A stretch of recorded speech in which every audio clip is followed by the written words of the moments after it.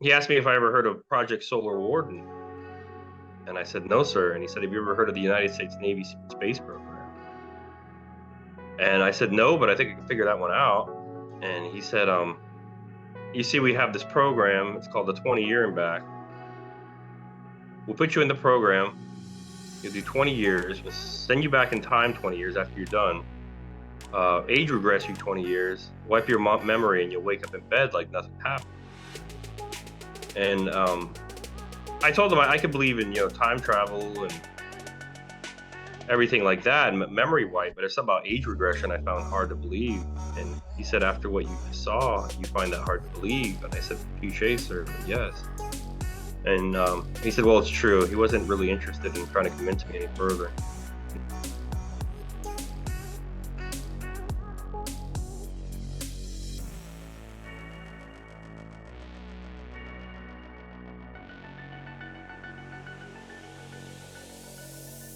Oh, yeah.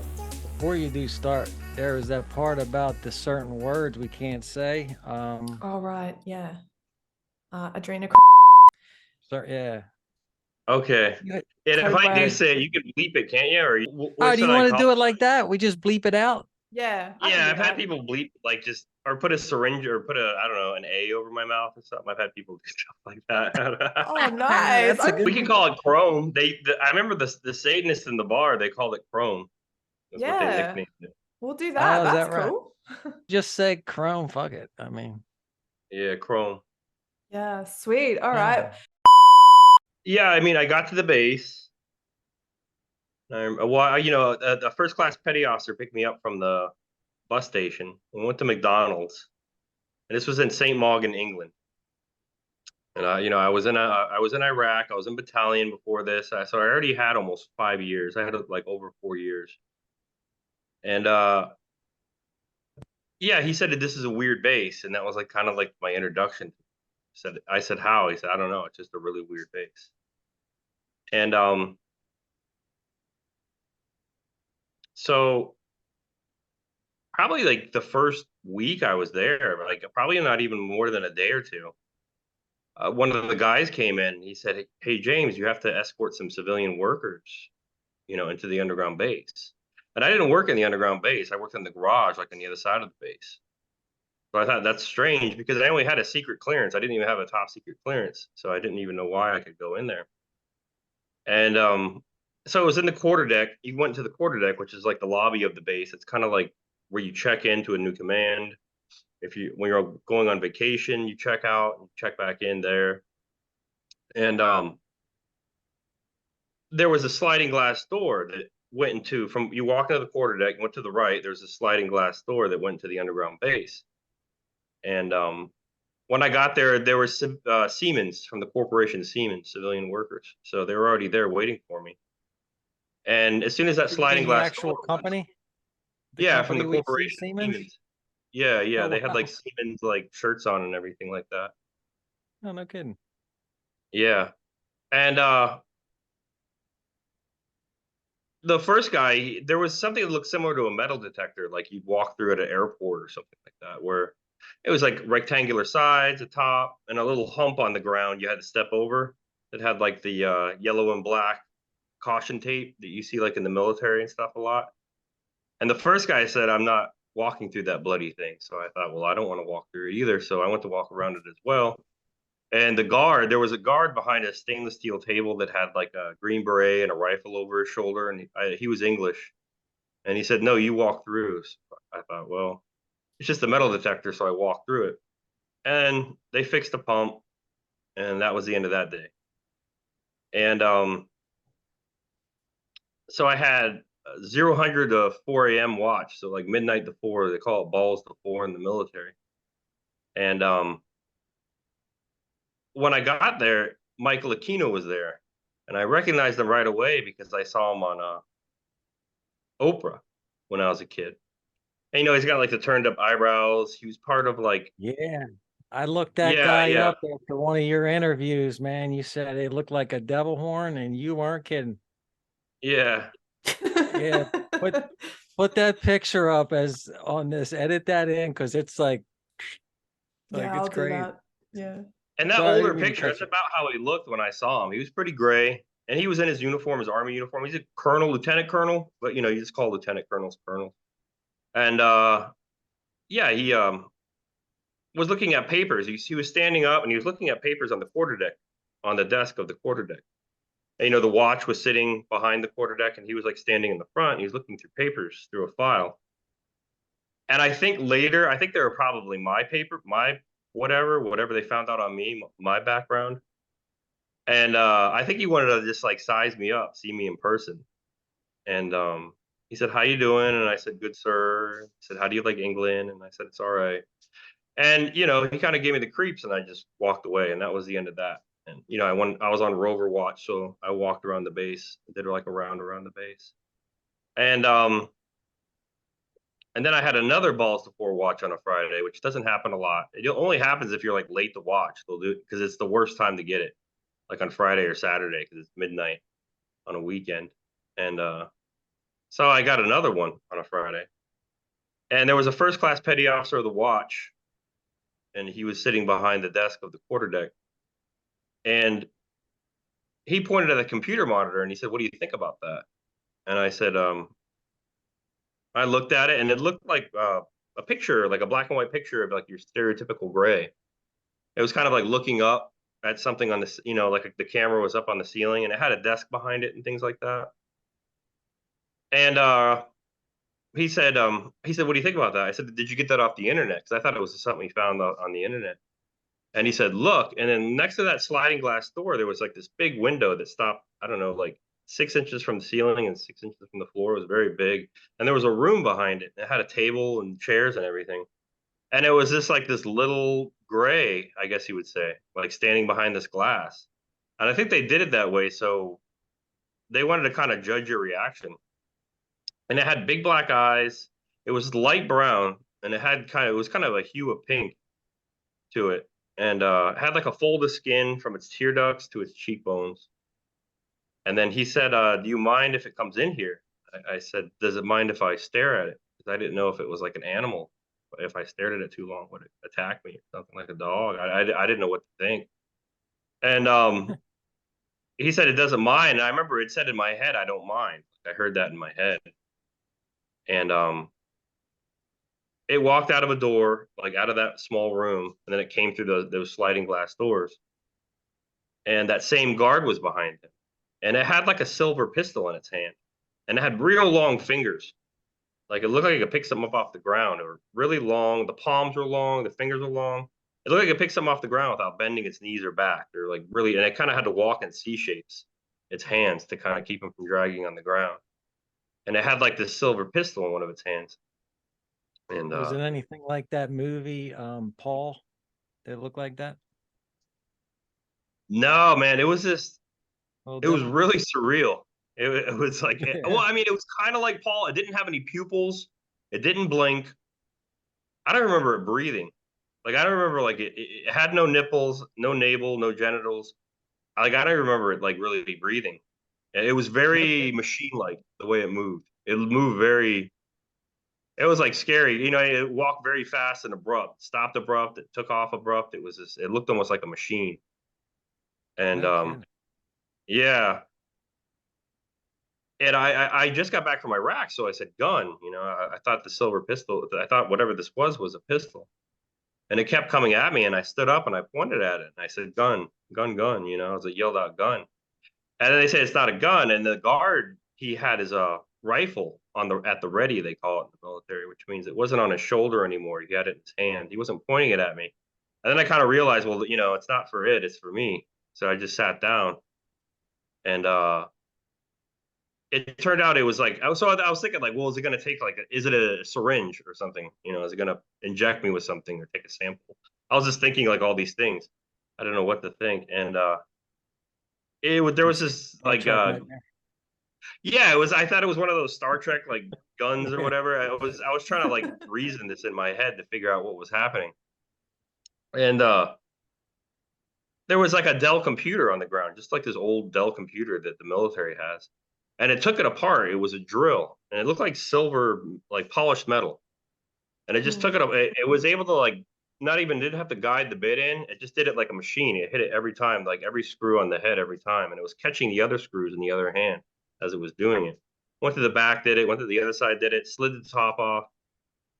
Put it down like the drill down on a table. Still had all the screws in its hand. Put the drill down. Grabbed 2 gigs of RAM. Slid the top off. Grabbed 2 gigs of RAM. Pop the other ones out. Pop these ones in. Put it back on the table. The old gigs. Slid it back down and was able to kind of like flick its wrist and set the screws between its fingers every time. Like it was just boom, boom, boom. Kind of like a machine. It did it. They said they got like suction cups on the end of their fingers.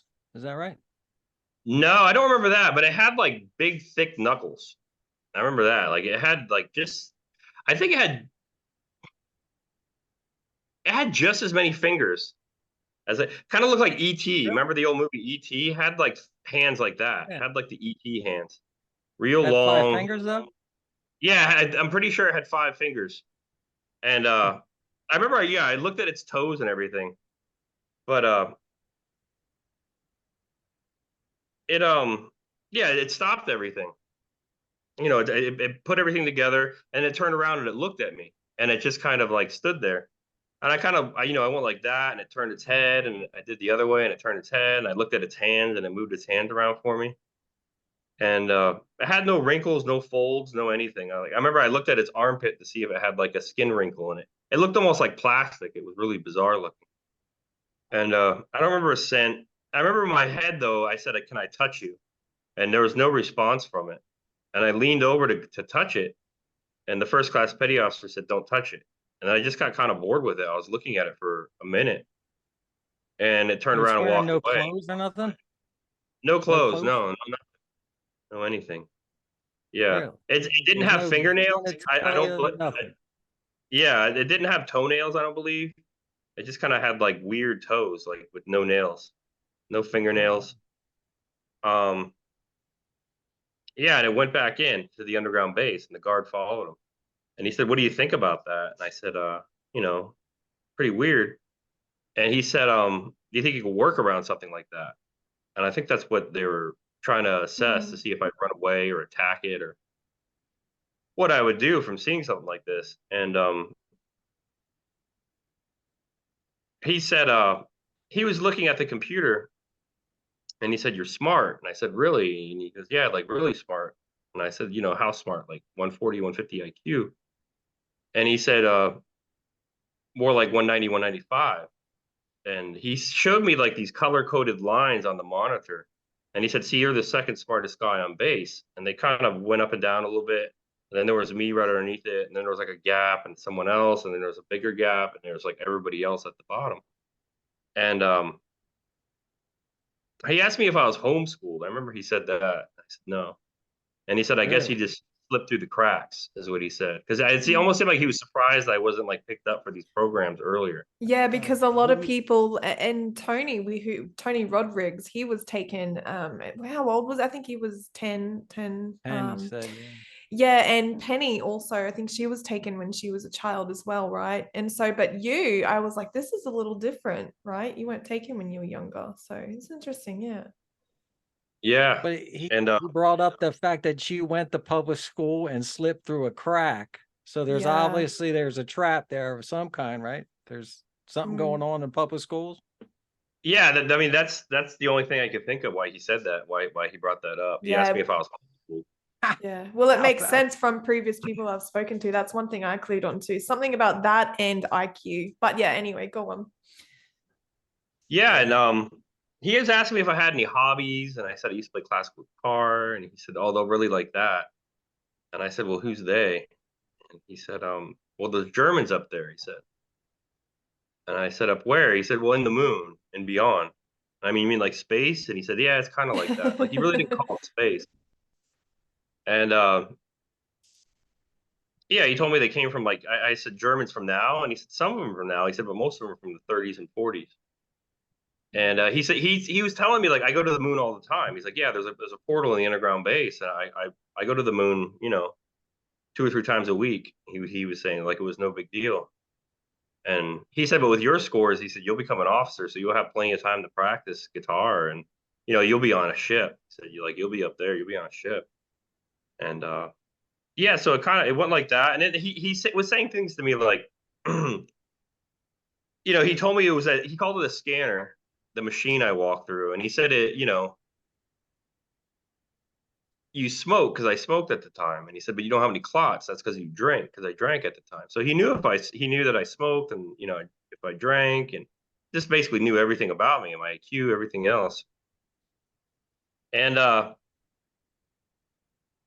so he was just, it was really bizarre. And the whole time I was in like a lot of shock. I was in a lot of Yeah. shock. I was pacing. I felt like I was going to throw up. I remember I kind of like was yelling at him in the sense of like, I said something like, "This might be everyday shop talk to you, but I feel like I'm losing my mind." Like, you know what I mean? He told me he's like walk around the base. I was running through my fingers through my hair. I was like really freaked out, and I had, my knees were shaking. I felt nauseous. I had a really big adrenaline dump from seeing that, and so yeah, that happened. And I mean, it was just strange. Oh yeah, and the whole time it was happening, I was sitting down and I was pinching my thigh. Well, as I was seeing this drone, they call them drones, what they call them. They don't call them grays. They're almost like the worker bees on some ships. They're kind of like machines. They're like an Yeah. organic machine that kind of shares the consciousness. They don't have like their own individual Kind of consciousness. like artificial intelligence with like a soul, kind of, right? Yeah, but Yeah. it's like a synthetically made kind of machine, but it's like organic. It's like an Biological organic robot. machine, I guess you could say. Yeah, and yeah, I was pinching myself on the thigh, and he said, and after it walked away, he said, "Do you think you're dreaming?" And I said, "No, I want to have a mark, so in case you erase my mind or my memory, I'll be able to remember all this." And he said, "Well, we're not gonna, erase your mind yet." And he was, I was asking him, you know, what are they? And he said, "We don't know. Um, all we know is they've been here as long as us." He said they used to walk, you know, on the ground like we do, and we worship them like gods, is what he said. He said, but we got into a Crazy. war with them, and we had outside help. He said we had outside help in a war, but we participated in this war. And one of the treaties was they had to live underground. They couldn't live above ground anymore. So that was like one of the part of the surrender. Would you say that, because I've heard this a few times, that the greys are they're like our future self or something like that. They couldn't procreate anymore, and so they came back to do the probes and take our DNA and things like that, the hybridization programs and whatnot. So what do you think about that? Is that something you are aware of? Well, I think those are the taller ones that are like they're kind of like a chalky white. I saw those too in black. These were like the smaller ones. These were like the workers. They're like 3 feet. But no, I mean, what I found out from the XO Robert, he said that he was from the future and that everybody looked like Mike Pence, kind of. He said in the future. Yeah. Oh wow. Yeah, he said there were like breeding programs to where like everybody kind of looked the same on Earth. Can you Oh. imagine what hell? Can you Yeah, imagine what kind of hell that must be? Oh, Huh? that's yeah, Think about awful. that. No And wonder why everybody they looked like his can't wife. procreate. Like everyone fucking looks the Yeah. same, right? Like Does everybody look like his wife too? The women? yeah. His wife, he Get said out. they all have Oh. yeah, he said they all have black hair. It begins Oh to wow. salt and pepper at 50. Their eyebrows turn white at 70, and their average life expectancy is 110. And I said, do they always have that constant scowl on their face like you do? Mike Pence, he's always kind of like very stern. And he The had that wife same looks turned like up, like pointed nose as Mike Pence. And he kind of like had a constant, he always looked like he had a scowl on his face, just like Mike Pence. Oh, that's awful. the wife looks like that lady from The Incredibles. The head lady with the black hair. That's always what I think about. I Yeah, but can't they all have imagine black that. hair. Even the woman that has like kind of the orange, one of his daughters has like orange hair. And when women have jet black hair, a lot of times it will turn orange whenever they bleach it. So Mm. yeah, all his sons have jet black hair. They all have jet black hair. Yeah. I woke up in the Sorry. barracks the next day, Sorry. and I had the blood blister on my thigh. And I was even though I had that mark, I still kind of try to convince myself that must have been a dream. It was just too difficult to believe. It was like my mind couldn't wrap around it. And then I walked out into the hall and I met one of the guys out in the hall of the barracks. He said, so what did you think? You know, he came up to me. He worked in the underground base. And I said, what? And he said, you know, big black eyes, you know, long spindly fingers, kind of creepy looking. And I said, oh yeah, I forgot. I said, how did I forget? He said, I don't know. Some people do. Thought about it. And he goes, you're smart. Like it was a small base, so everybody already knew. And I said, like, why? Like, people were always asking me, like, why'd you become a SeaBee, which is construction battalions? And I said, well, I have a marijuana paraphernalia charge when I was 19, so all Cool. I could do was construction or be a cook. Yeah, so those are my two options. That's all it took And back then. Huh? yeah, I think you might have known somewhere, you know, on a soul level what you were going to get yourself into. So fuck it, why not? Let's smoke a spliff. and also I think maybe because I know Robert told me that higher density beings can manipulate lower densities, so maybe I did get arrested for that to kind of keep me out of trouble. Oh. In the meantime, I don't know. I've thought about things like that too. I don't know. I mean, these, like I said, when I go into densities later, but whenever there's beings that are like higher up on like a consciousness, I guess you would say, like more conscious than us of the universe, they can actually manipulate the lower densities. You know, like we're third, animals are second, so we can manipulate animals. We can teach other animals to herd animals with dogs. You know, we can corral animals. We can do things to them, so we can manipulate it. First density is the earth. You know, we can plow the earth. We can mine the earth. We can manipulate the earth. So it's just like the higher density you are, you can manipulate lower densities. And yeah, so that happened. You know, I met the guys in the barracks. They were talking about it, and it was like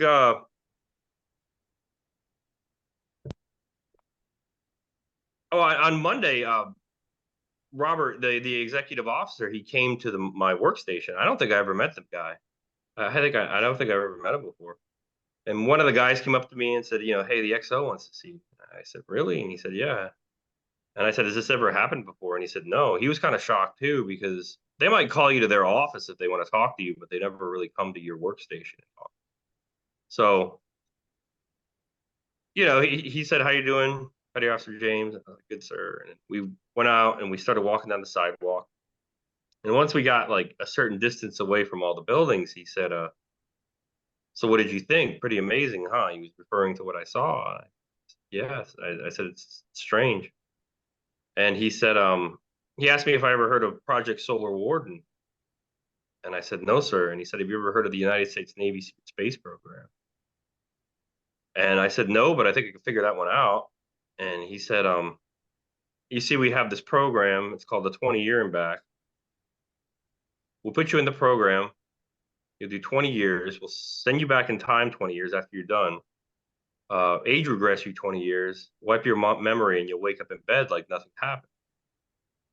And I told him I could believe in, you know, time travel and everything like that and memory wipe, but there's something about age regression I found hard to believe. And he said, after what you just saw, you find that hard to believe. And I said, touche, sir, but yes. And he said, well, it's true. He wasn't really interested in trying to convince me any further. And then he asked me if I heard of Gary McGinnon, which was a current event. He was in Scotland. He was in the UK area. And this was only less than 2 years, probably, maybe only about a year. And he hacked into NASA. And he hacked into NASA, the US. Sorry, say again? 2003? Was Gary McKinnon? It was probably 2003. It was during like the Iraq War. That's kind of how they covered it up when it first started. This was, I was talking to Robert in 2004. I went to Iraq in 2003. And I got there like a couple of days before the war started. But yeah, so he hacked into NASA, he hacked into the Army, he hacked into the Navy. And he said in the Navy, he found a file called Project Solar Warden, and it had ranks and social security numbers of extraterrestrial officers, pictures of cigar-shaped craft over the moon. And he said it's all true. He said all of it's real. And he said the only reason they didn't prosecute him, as they say, is because he was autistic or something, but it was actually because if they extradited him, he would have been able and put him, you know, on trial. He would have been able to call witnesses, and if he was able to call witnesses, it would have blew the whole lid off Solar Warden. So they didn't do it. Can they would you have had to tell the truth on stand, right? they would have Mhm. perjured themselves. Oh wow, that's why he got it. That's how they didn't try that guy. I always Yeah, wondered that's how what he he told got away with that. Oh wow. I'm sorry, Nat. Go ahead. No, you're right. I just wanted to know what is Solar Warden. I mean, he explained to me it was kind of like the guards of the solar system, almost kind of thing, like the wardens of the solar system, kind of. Like he told me that there's certain ETs we don't want to get on Earth or anywhere near us, anywhere near our solar system, and it was almost like a protection force, like we were guarding our own solar system, and that's kind of like how he explained it. Wow. And he said if you volunteer for this, he said I guarantee you'll make commander and become pilot of a 4 kilometer long starship. And he said it looks similar to the ships from Battlestar Galactica. That's What he told me. huge.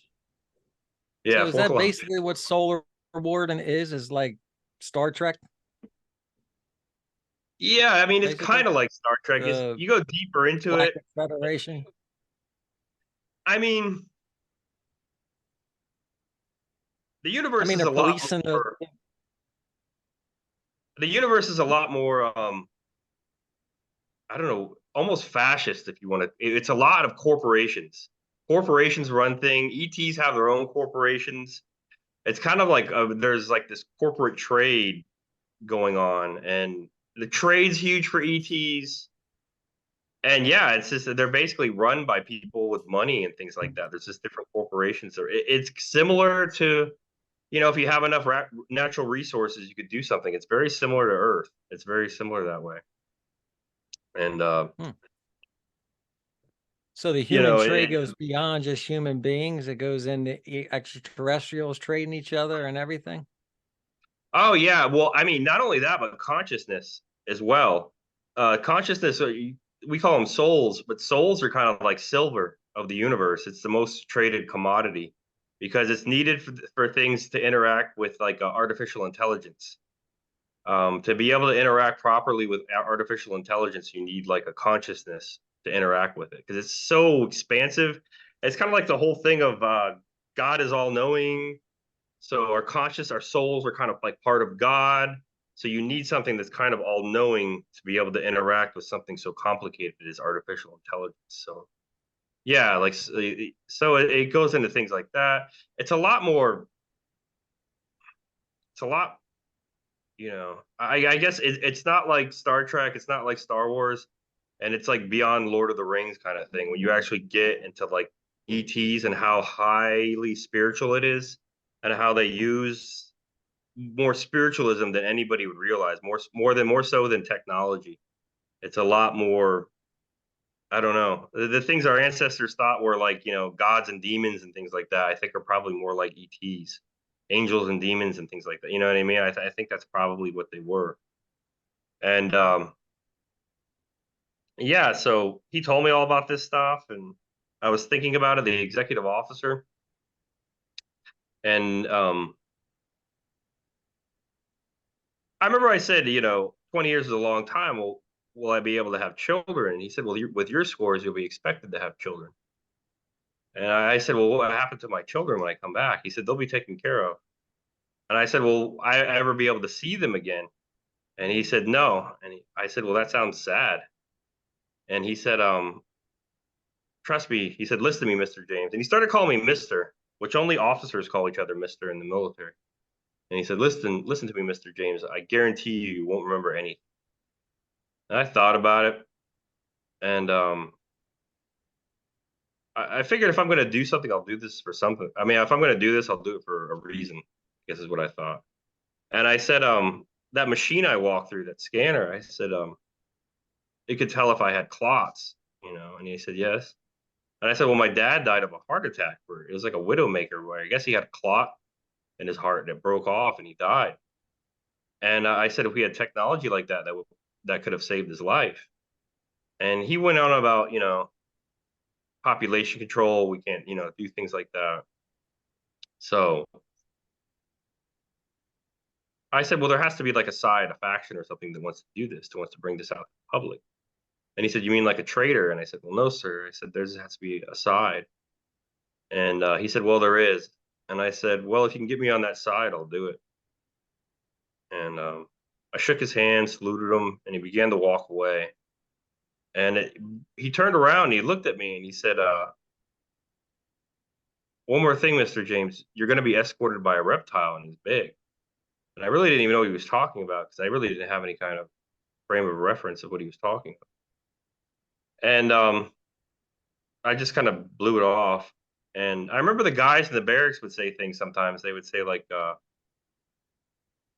we were playing Halo in the barracks, and there's a group of us all together playing a video game. And one of them said, hey, did you see that reptile today? I said, I was thinking in my head, like, there must be big monitor lizards underground or something. One of them said, yeah, he's Does it big. look like And the ones in the TV show that's on now? There's a you mean, show on called Halo.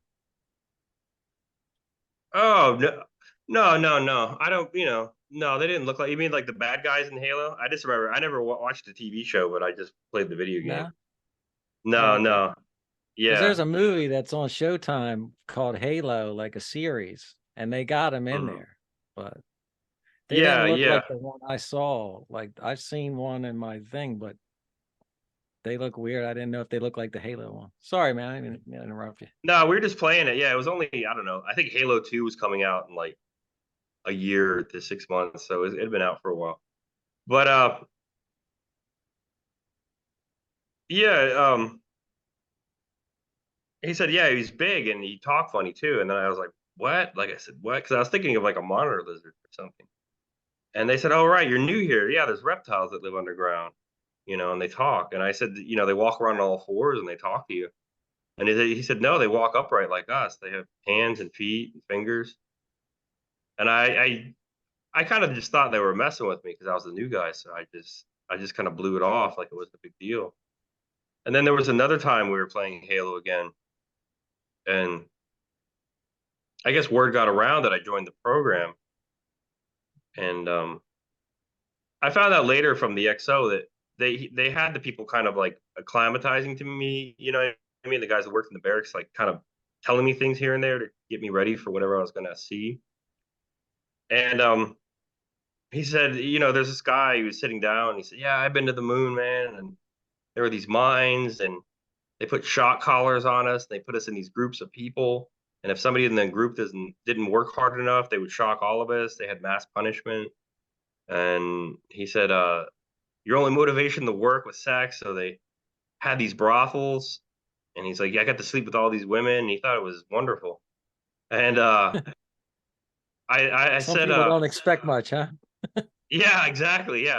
He was one of those people. He wasn't very bright. I was told later you had to have at least 110 IQ to even be on the moon. And that was like be in the mines of the moon. Something about the density shift. Hey, If you're can I ask you a question?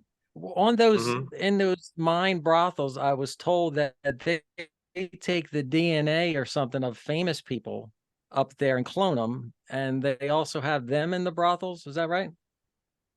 Like Oh, they Britney could. Spears Yeah. and Marilyn Monroe is up in there. I heard somebody say. Yeah. I mean, even a clone needs a consciousness, though, of some sort. If a clone doesn't have a consciousness, it kind of just sits there and waits to Well, be that's what I told what mean, to a do. clone version of them, not them. Right. Yeah, not them, but I'm just saying it wouldn't be the same. Yeah, it wouldn't be the same person, but it would need a Hmm. soul. I guess is what I'm trying to say. It would need a soul to if a body doesn't have a soul, it just kind of, yeah, you just grab it by the arm and you take it around. And I had experience with that, but um yeah, so he was saying this, he was telling us all this stuff, and I said, well, the XO came up to me personally and said that I would become the pilot of a 4 kilometer long starship, and I had 195 IQ. And I said, did he do that to you? Because I thought maybe he was just trying to butter me up or something. And he said, oh no, man. He said, I just volunteered for it. Nobody came up to me. He said, you're going to be up there. They're going to take good care of you. All of a sudden, I heard this feedback loop in the room, and it said something like, now hear this, now hear this. You are now in violations of Articles 5, 6 of the Uniform Code of Military Justice. If you do not stop right now, you will face up to 10 years in prison and $100,000 in fines. That'll be all. And I went away. And I said, I looked around and I said, is there a speaker in here? And one of the other guys said, no, with their technology, they don't need speakers. And I said, what is that? And they said, well, we should stop talking. They're listening to us now. And then the next day, um, that same person that asked me if I had seen what I thought about the gray, the drone that I saw, he said, what did you think? He said, hey, did you see that? Did you hear that voice in the room? And I said, yes. And he said, on the radio tower, there's those rectangular boxes. And I said, yeah. He said, that's 5G technology, something new they're using here. He said they can create a microwave beam. They can put it into a room. They can look around. They can hear everything, and they can talk if they want to. So they don't have to break into your house and bug your house anymore. They can just, if they want to listen, if they want to hear you, they can do it. Hold on And 2 seconds. I have a 5G tower just up the street from my house. You telling me those things can see inside your house? And also, what date and time was this when you saw these 5G towers?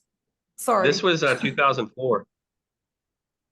Yeah, so Right. it long before they came out. Yeah, it was experimental Okay. technology. He said. Hmm. So why the fuck do we have 5G Now towers they're here? everywhere. Oh Well, I God. mean, the vaccines and things like that, they were like Robert later on told me, yeah, they were planning on. I guess the vaccines have an AI kind of thing in them or some kind of tech, and that also goes into whole Michael Aquino when he brought up the book Mind War in 1980. He talked about how the war we want to wage in the future is a way to be able to conquer a people and think that they want to be conquered, like to like it, like that we want to implement these rules and make it so the population wants it to happen, and manipulation. But You yeah, can see it's that just in society now. You can see them yeah, doing it already.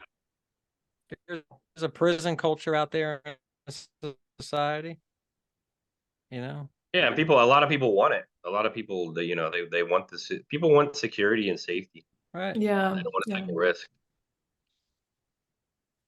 And yeah, so he told me that that's what that was. That it was that tower out there. That's how they did that. And then it was like the Thursday before I was gonna do this. I was gonna do it on another Friday. I had another, balls to four on a Friday. And I was in the TV room of the barracks, and the door was open. And the guy who lived across the hall, he had his door open. And it was almost like he was talking, like he wanted me to overhear him, kind of thing. Like I said, the command was kind of acclimatizing me to the situation, I guess you would say. And so I could overhear him, and he said, they're going to take you into a room, and there's going to be a chair, and they're going to strap you into this chair. He said it's a density chamber. He said that the ETs we work with are fifth density, and we're only third. So they're much too fast and much too smart for us to work with. They're just entirely too fast and smart. He said you'll become, once you go up in the fifth density, you'll become stronger, faster. Your IQ will go up 200 points, and you'll become more of a collective. That's what he said. And like when you're in a group, you kind of become that group. And I really didn't know, I still hadn't really figured out what I volunteered for, I guess you would say. It still wasn't, I was still thinking this was too unbelievable to be real. Like this was like a joke. I was just, a part of my mind just wasn't accepting it. Yeah. And so I went in, the next day, and I went to the quarterdeck, and the first class petty officer was there, the same guy with the blonde mustache and blonde hair. And he said, he had like a stack of papers, and he was having me sign.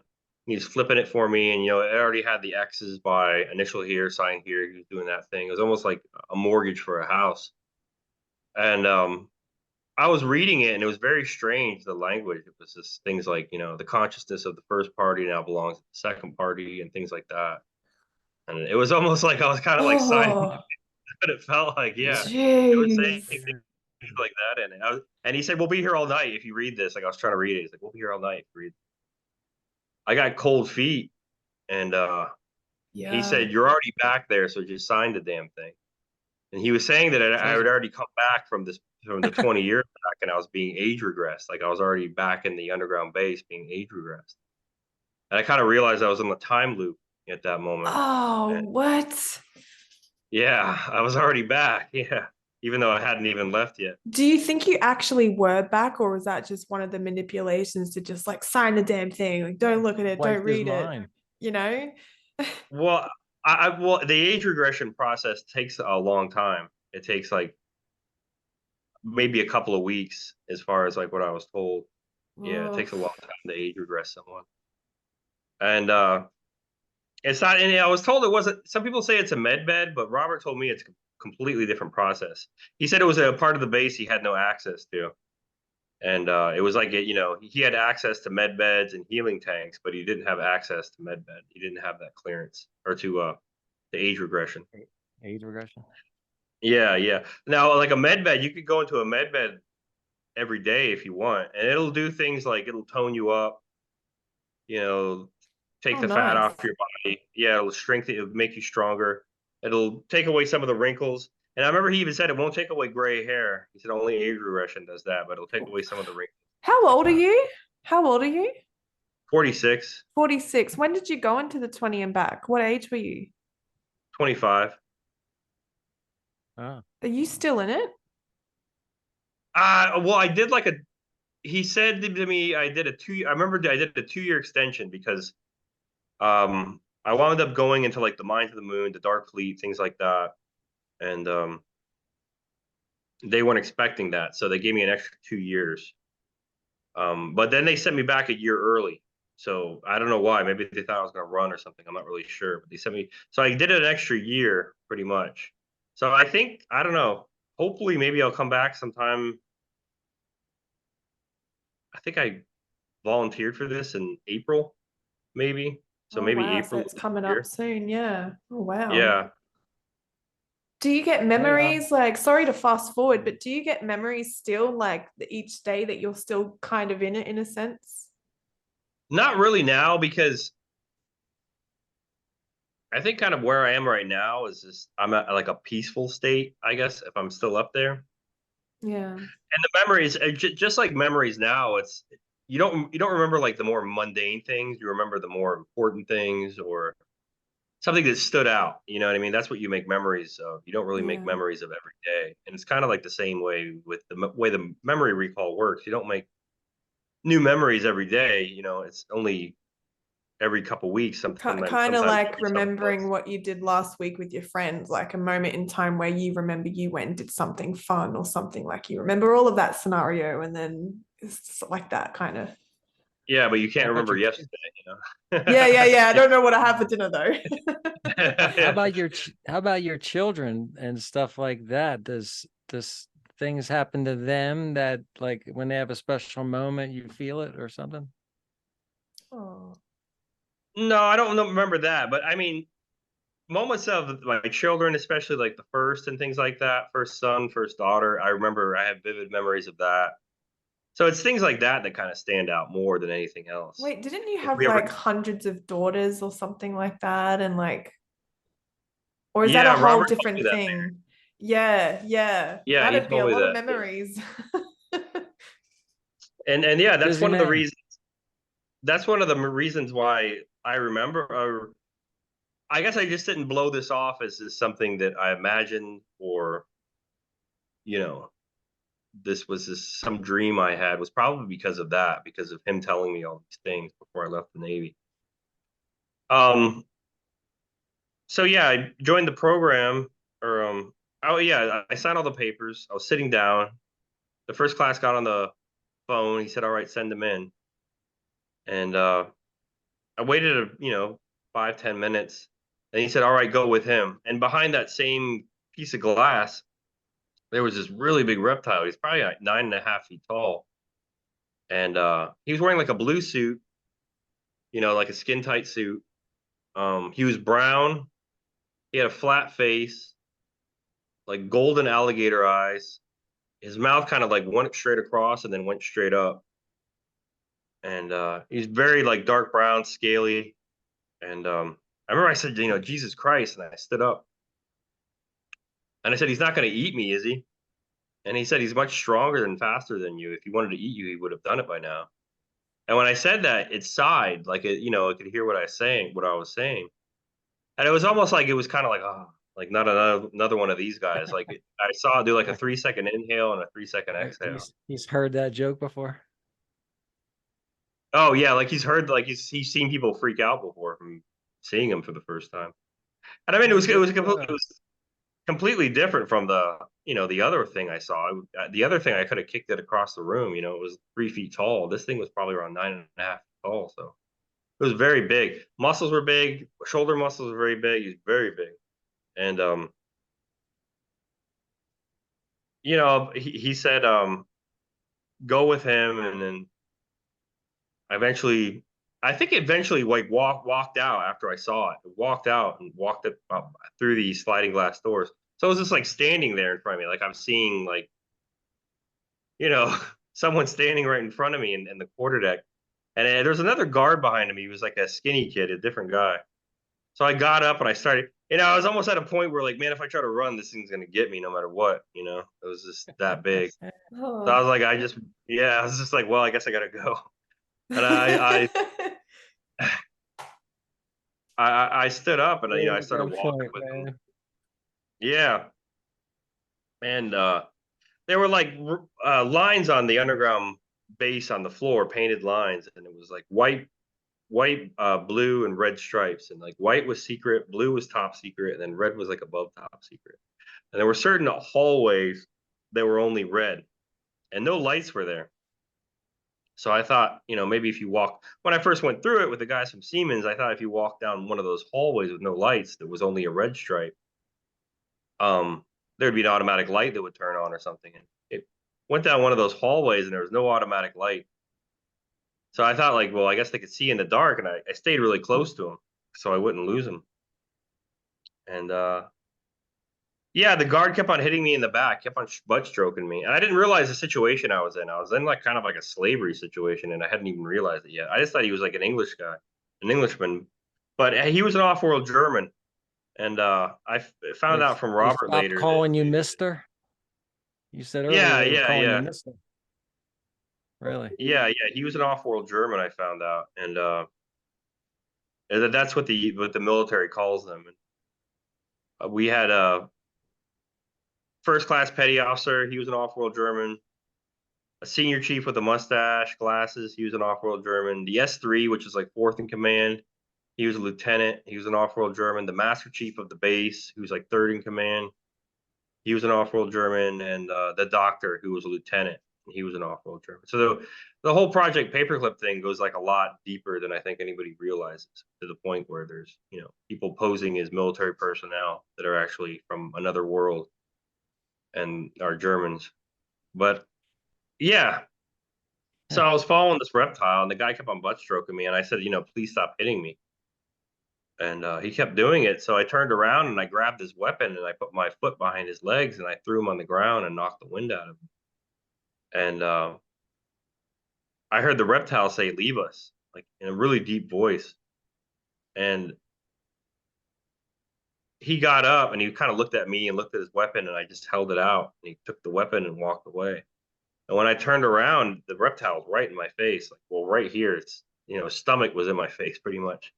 And I remember I looked up and I could see like, yeah, his chest muscle, his eyes were like peering over his chest muscles, and he was like kind of flexing his whole body to let me see how big he was. Yeah. And I could see those golden eyes looking over his chest muscles.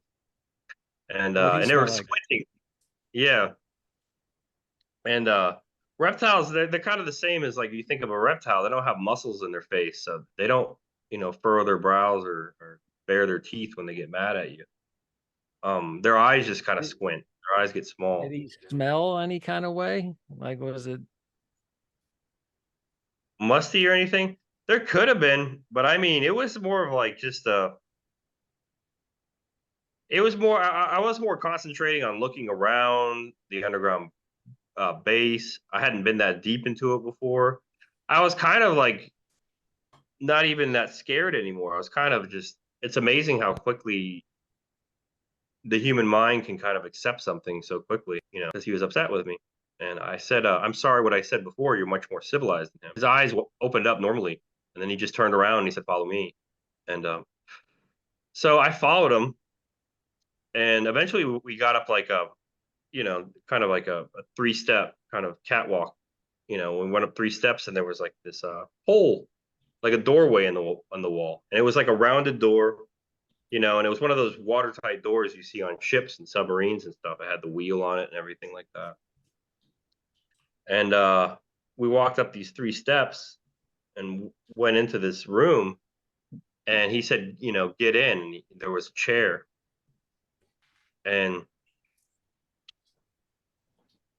yeah, there was a chair. Yeah. And I didn't want to get in it because I had memories from like high school or middle or elementary school about the DARE program, where it was like to get people to not use drugs and things like that. And they brought a gas chamber chair in a trailer to our school one time, and they showed it to us. And it really scared me as a kid, and it looked just like that pretty much. It was very big, very wide. It had straps on it and like holes in it in the chair. And I And didn't want to get glass you in could it. see So, through it? well, it just had like holes like you know, that big. It wasn't like a screen or anything like that. It was holes every now and again on this chair. And yeah, he said get in, and I didn't want to get in. I tried to run, and he grabbed me by the back of the neck, and you know, threw me into this chair. Started strapping me in, and I was trying to get away. I remember I grabbed his thumb and got his thumb off my arm, and he had like black nails. They have normal nails like us, but they were black. So yeah, I remember like it's when it grabbed my arm and was holding me down on this chair. It's had fingernails like us. Its thumb looked like kind of like ours. It was much bigger, but it was pure black. And the nail kind of came out a little bit, and it rolled in on each other on either side. So it kind of come out like a normal nail, and then it became like black needles, like black claws kind of. So it was almost like a normal nail at first, and it kind of rolled in on either side. And yeah, it was I was trying to get away, and it eventually headbutted me or something, like kind of knocked me out for a couple seconds. And but when I woke back up, you know, my right side was completely strapped in, and he was starting to do my left side. And so I was undoing the straps. I was trying to get out, and he just put his hand on my chest, and he had his fingers over here, and he pushed me back in the chair. And he said, "Don't make me hit you again." And he leaned into me really close when he did that, and he had almost like he growled, but it was almost like when you hear an alligator mating call. It was you couldn't hear it at first. You could just feel the percussion in your chest, like the rumble. And then as he got Yeah. closer, you could actually hear the actual growl. And when he did that, I jammed my thumb in its eye because I thought it was trying to kill me. And I didn't know. I was really panicked. And it just leaned against my chest until it caved my chest in and pushed up against my heart, and I blacked out. And then when I woke up, everything was up. You know, I was completely strapped in. And I think it said something like, "I'm sorry I have to do this to you." And then it there were like some sort of control panel on the inside of the room, but it was facing the same side as the door, so I really couldn't see it. I could only see its peripheral. And it was doing something, and it walked out, and I saw the door tighten. And I don't know, it was almost like an out of body experience, I guess you would say. It was kind of like a I don't know, it was like a weightlessness, cold, and then just kind of like a peace kind of feeling. And I guess that was me getting pushed up into fifth density. This was the density chamber that they took me in, and I was being pushed up into fifth. And then I It came wasn't to, painful though? I mean, I was freaking out. So maybe it seemed painful to me. I don't remember. I was like hyperventilating to try to make myself pass out because I thought like I'm gonna get gassed to death. I don't want this to hurt. So I was hyperventilating as quickly as I could that maybe if I can make myself pass out, I won't feel it. It's kind of like what my mind was at. That's where my mind was at the time. I was not thinking rationally. I was very scared. I was very panicked. Right. I didn't remember everything. I don't blame you. Yeah, but and then I found out later, like, yeah, but I mean, Robert said that, why did you do that? Why did you poke it in the eye? I said, why didn't you tell me? And he said, would you have volunteered if you knew? And I said, no, probably not. And, because the other guys who worked in the underground base, they actually saw these things, so they got kind of used to it. But I've never seen anything like that. I didn't work in the underground base. I worked in the garage across, on the other side of the base. But So yeah, you signed all these contracts before they ever showed you who you'd be working with. yeah, anything. Yeah, before you knew anything, you signed all these contracts. They just showed you the How little about drone. that? That was it. Yeah. Yeah. But I mean, the guys who actually got, who signed up for the programs that worked in the base, they had a chance to actually work around these things. The people would talk about it in the barracks that they would see these things. So they were more, used to the reality that this exists. How But yeah, many of these bases do you think actually exist on Earth? And also, how long do you think this has been going on, if you know? I don't know how many bases there are, but I do know all the bases have, you know, the chrome harvesting. There's caverns in all the underground bases. Oh, He told on me, Earth, like actually on Earth. oh, I don't know how many there are on Earth. I have no clue. Yeah. I mean, I didn't know Wow. this one existed. You could see it on Google Earth. If you look up St. Maugen, you can see the Oh, mound of dirt. There's like a mound and you can see it. And And it's underground there, or you can see it from the air, what they're doing. no, you can just see like a hill. You see a oh, No, I'm hill and then saying the base the is under the base. actual lab or base and all that is underground. Yeah, it's all everything's underground. Yeah, you can't see the. Okay. I mean, you can see the base in the sense you can see the barracks, you can see, Mm. you know, the chapel, you can see this, you can see that. You know what I mean? You can see the mess hall, but I mean, it just looks like a big mound of dirt where the underground base is, and you see a road leading to the underground base, Oh, I and then got you you. see like little blocks, like little black blocks around the underground base, or on the hill, like on the hill of the actual underground base itself, and those are the elevator shafts. But you just can't go from the outside. You have to step into like another room, like a quarter deck, and then you see these black boxes from the map on Google Earth. That's where the elevator shafts in. You have to go in to go into the underground base. But yeah, so got pushed up in the fifth density. I saw that first class petty officer that I was telling you about. He's blonde. He hated my guts. I didn't know why at the time, and his hair was slicked back with pomade. He had like an undercut. He was wearing like one of those black leather trench coat. He looked like a Gestapo. It's like a regular old Gestapo. And he was like talking to the reptile, but he wasn't talking. He was just like moving his hand, looked kind of sorrowful for it.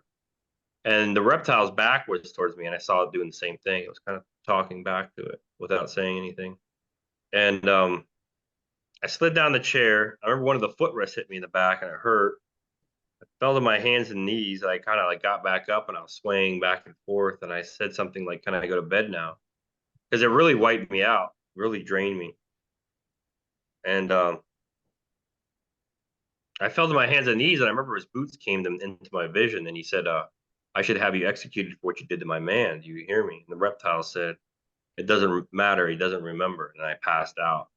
And it was carrying me, kind of like a duffel bag under its arm, with my head facing the opposite direction it was walking. Um, I remember I had to go to the bathroom. I had to pee. And I kept on saying that. I said, I have to pee. I have to pee. All my weight was leaning on my bladder. It was the way he was carrying me. I said, put me down. I have to pee. And then I saw like a bright light. And Robert told me that was me going through a looking glass. They have looking glass technology in all these underground bases as well, which is like a portal where you can observe things and different times and Tells whether you it's in the future. future or in the past. And you could step through, and so you're stepping through the looking glass, so you can either observe, kind of just look to see how things are happening in the future, or you could step through and then you're there. So it's a portal, but it's also used as a way to kind of like see if an outcome is going to happen, Can what you I think is going to. can I ask if that looking glass portal was made of um clear quartz crystals? I don't remember that. I mean, I was passed out when he took me through it, and there's certain details like that that I don't remember. I remember Robert said, he said, you've seen the looking glass before. He's like, you've worked with the looking glass, and I don't. I think it was almost kind of like similar to what you see like in was it Stargate? Oh yeah, the Something similar to round and the that. water. Yeah, yeah, yeah. It's Yeah, like but it really water. wasn't water. It was just, but it was something round, and then the portal would happen. And it would just be like an image would appear in front of you, where you would see maybe forest and trees and a lake, and you're at a certain time, and you could step through, and then you would be in that time period, in that moment on Earth somewhere. Wow. So And you would be able to both see into the future to see like possible or probable futures before you step through it. And then once you did step through what you chose, you'd be there. yeah, Like, would it give it's you like a way to alternate? kind of. Well, I mean, the whole timelines things is difficult. Yeah. I mean, way Robert explained it, he said it doesn't work that way.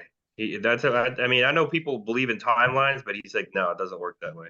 He's like, certain outcomes can be slowed down and things like that. He's like, but there's not, an unlimited amount of, alternate universes or outcomes and things like that. He's like, it doesn't work that way. Wow, Oh wow. really? And uh, yeah, so he explained it like it's 94%. If you're in the present, if you're in the present, then it's 100% pretty much, unless somebody went back in time and changed the timeline. Mm. But if you're where you're standing at right now, if you go into the future, it's 94% accurate with a 4% different outcome and a 2% variable. So it's 90. He said it's accurate with a 94%. The way it works, the way the looking glass works. Very And good. yeah, so it's not 100%, but it's 94%. Wow. And yeah, so we stepped through. He carried me through this looking glass, and it took me into the moon. It was like a portal going into the moon, and I saw like you know a bright light, and he laid me down on like a bed, and it was like a regular medical bed where it had railings. And I saw one of those big surgery lights with the small LEDs all over it. This is before I think they had those, but it was like one of those more modern kind of lights you see now. And I heard like tearing, and somebody was putting heart monitors on me, like stickers on my chest. And I remember he said he has to urinate. The reptile said that, and I heard like a long tear, and there was a woman putting a catheter in me. And she was actually on this base. I found out later, and she volunteered for this program. But she was a nurse here. She was like an IT, I think, like a computer tech on the base. But in the program, she was a nurse. And I saw her, and I thought she was pretty, and I was really out of it. It was just like kind of like I was half asleep. I was dazed. I got pushed in this higher density, and it was just kind of like I almost felt like I was like dreaming or something. Everything was different. Colors were different. Like everything was different. It wasn't just oh, I'm a higher kind of form of consciousness now. It's like everything. You can see your color spectrum Yeah, goes I was up, going to ask you your about that. frequency of hearing goes up, things like that. Everything goes up, and Colors and everything, like everything starts glowing and all, or what? everything's more vivid. You can just see. It's like how can you describe a color? You know what I mean? If you can't see it now, your Yeah. color spectrum went way up. You had the color spectrum of like a bee, I guess you would say, pretty much. You could see just lights, colors you could see before. It's interesting When you I did say it, that because I used to interview near-death experiences before I got into any of this type of subject matter. And they would talk about when they passed and went to the other side, they saw colors they couldn't explain. Everything was vivid, everything was beautiful. And you just said that you went up to like 5D, which is like the other side in a sense, right? So it's like it makes sense. It's crazy how it all connects. Like you- you're wild. Mhm. seeing a new, what do you call that? I forget what Yeah, they call it. so No, go ahead. I'm sorry. um, I thought she was pretty, and I asked to hold her hand, and she held my hand, and I passed out. I woke up the next day. I was in this white room all by myself.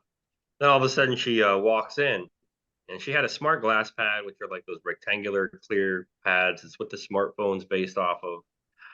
Um, and she put her hands on it, activated it, and you can see a figure of like a humanoid, and she was able to spin it around. She was able to put her hand in it and go like that. You can see the heart, focus on the heart or the brain. So she was kind of giving me like a physical, and They're she was coming going to out leave. now, those glass pads, the ones you can see through. Yeah, Samsung's making them now. Yeah, smartphones Right. like that. So this is in 2005 you saw all these? Yeah, and this is something they call universal ET tech, where it's like all ETs have this kind of technology. That's what they call it. Like they call it a universal ET tech. Everything has this. And yeah, it's like basically like the computers that they use. And they carry them with them, things like that. And it's just like a pad, like a plexiglass pad. You put your hands on either corner of it. And I remember like a majority of the ET tech, it was the telepathic link. And I remember that. So it would almost kind of like it would almost kind of do whatever you were thinking, whatever you wanted to do. You had like a telepathic link with it. And that's one of the reasons they want you to have a higher IQ, because you're more likely to have abilities like this, like telepathy, looking down timelines, seeing in the future, things like that. You're more likely to be able to do these things with a higher IQ. And yeah, she was doing that, and then she went to leave for the day, and I said, "Wait a minute, don't leave me." Uh, uh, she's like, "Well, I'll be back tomorrow. It's fine." And I said, "I don't want to be on this room all myself." I said, I don't know what to do or say." I said, but I don't want you to leave me." And I guess she liked me, and she grabbed my wrist and took me out. And when we went out, it seemed like a shift change. It looked like we were in the inside of a courtyard of a condominium. It kind of had 5 levels, and it was like on the inside of it. And there were like women waving with babies. Some of them had babies, and they were waving, and all the way up. And there was mostly men walking. They had like gray jumpers on. It looked like the jumpsuits, and they were waving. And there were trains behind me. There was like a train on either side, kind of taking off. So it was like they were going to work or something. And then there are these 4 lifts in the middle of this courtyard area, 4 large square lifts. And there was no railing or anything like that. So she just took me up to one of these lifts, and we stood on it, and it took us up, and it took us directly to her room. Like it just went, she was like the 5th floor or something. And I remember there was a woman that had a baby in her hand. She was holding a baby, and on all these levels on the sidewalk, there was no railings. There was nothing to protect you. It was just open. And I said, "Aren't you afraid you're going to fall off?" She said, "No, you can't fall off." And she stepped off. And she said there's like a field on every floor where you can't fall off. And she said the kids run back and forth and they play on it. They're not supposed to, but they do. And so she took me by the hand and took me to her room. It was really Spartan. It was just bare necessities. It was like a table, couch, coffee table, a bar area, kitchen, bathroom, bedroom. It was all white. And she took me in by the hand, took me to the bedroom. We started the kiss. And then she said, "Wait, stop. What's your name?" And I said, "I don't remember." She said, "Well, everybody remembers their name. Think." And I thought about it, and I said, "Daryl." And then we wound up having sex, and had my head on the headboard, and I was dozing off, and she was laying on my chest, and I just kind of dozed off, and I woke back up, and I was back in England. And that's kind of like how it happened. And I I love had how kind of you were kissing her and she's like, "Wait, what's your name?" Oh, and then we had sex, and then I woke up somewhere It's like- else. Like, what? Yada yada yada. Then we had sex, and then Love Yeah, it. well, like I said, it's like I think like in that society or whatever it was, like the guy told me, the motivation to work is through sex and things like that. Right. Yeah. So it's like they encourage you, or they pretty much like order you to kind of like behave that way, in the sense that you're more productive if you have more sex. It's like they're kind All of point. right. Here you go. Makes Yeah, sense. yeah, and so yeah, I woke up and I was back in England. I kept on saying like I was with a woman. Like, what just happened? Like, I was like, well, it was like, and it wasn't like this was a dream.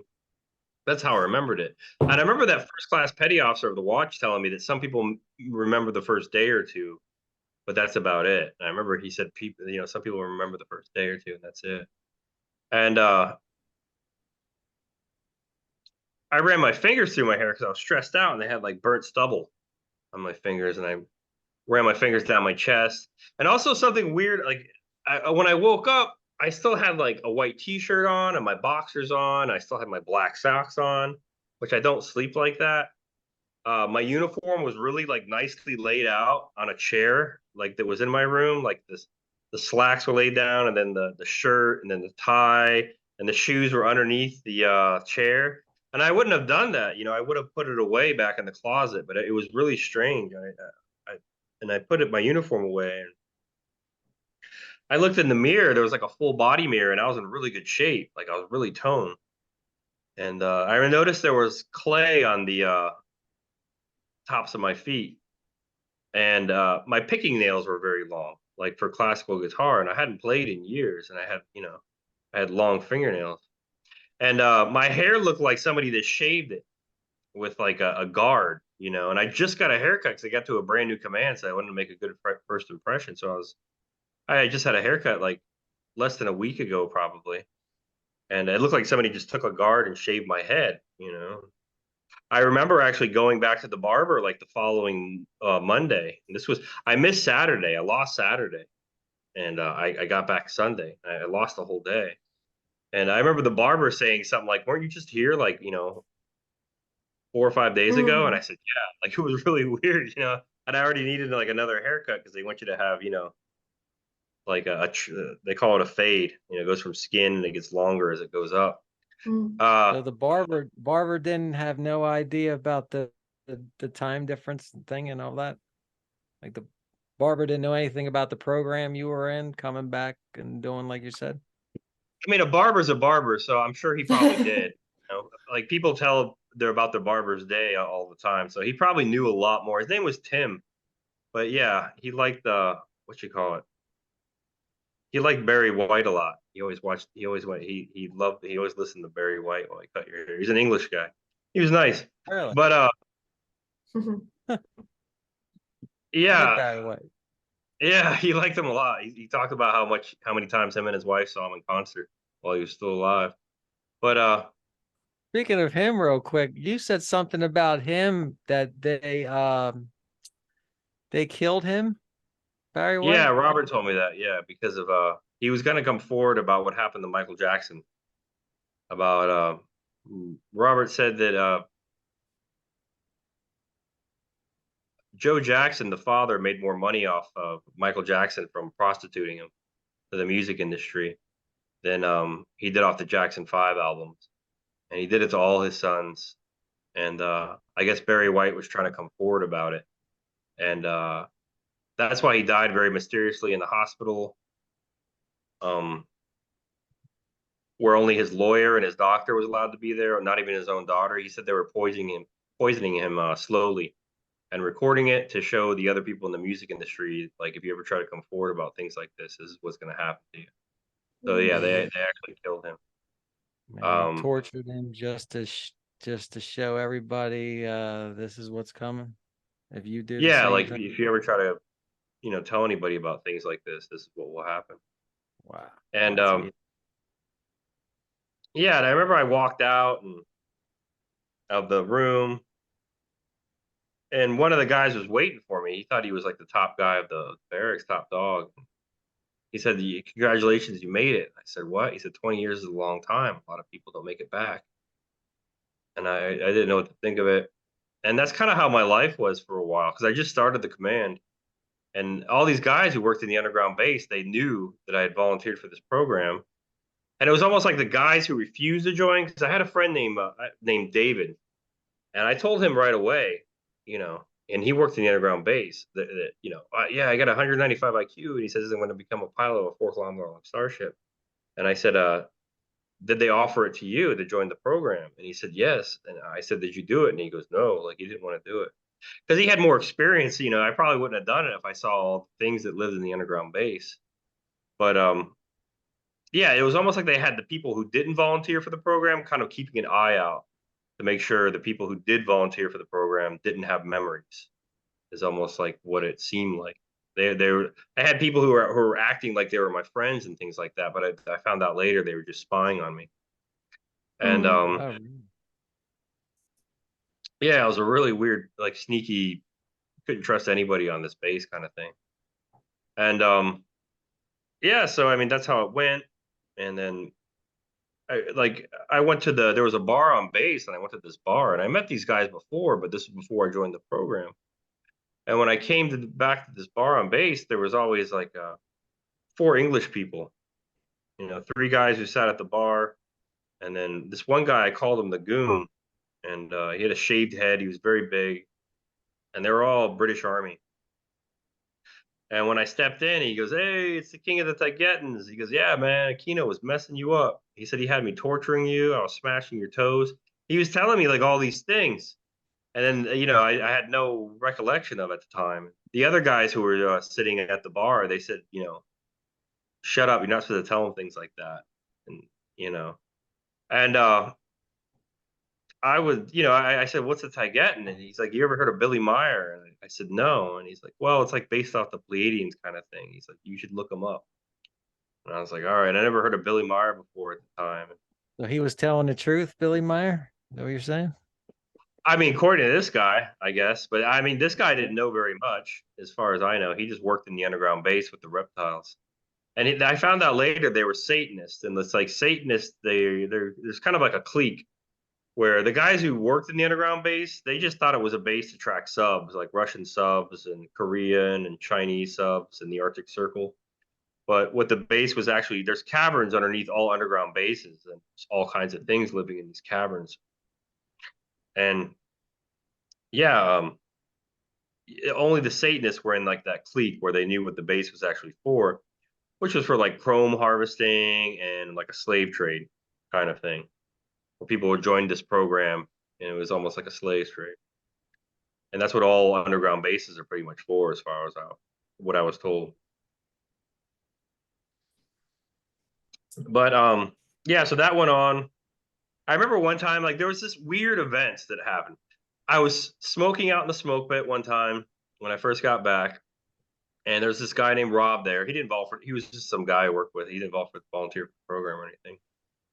And I was at the smoke pit, and he said, "Why aren't you smoking?" And I was just standing there. It was almost like habit. And I said, "I don't know." And I pulled out my pack of cigarettes, and I opened them up, and I said, "I've had this pack for 2 days, and I'd only smoked 2 cigarettes." Because, I didn't smoke anymore. My body wasn't really craving cigarettes anymore because I hadn't smoked in 20 years. But in my mind, I was thinking, like, "Why, I'm still a smoker. I need cigarettes," So it was really weird. Like, Had I the didn't old know. pack in your pocket?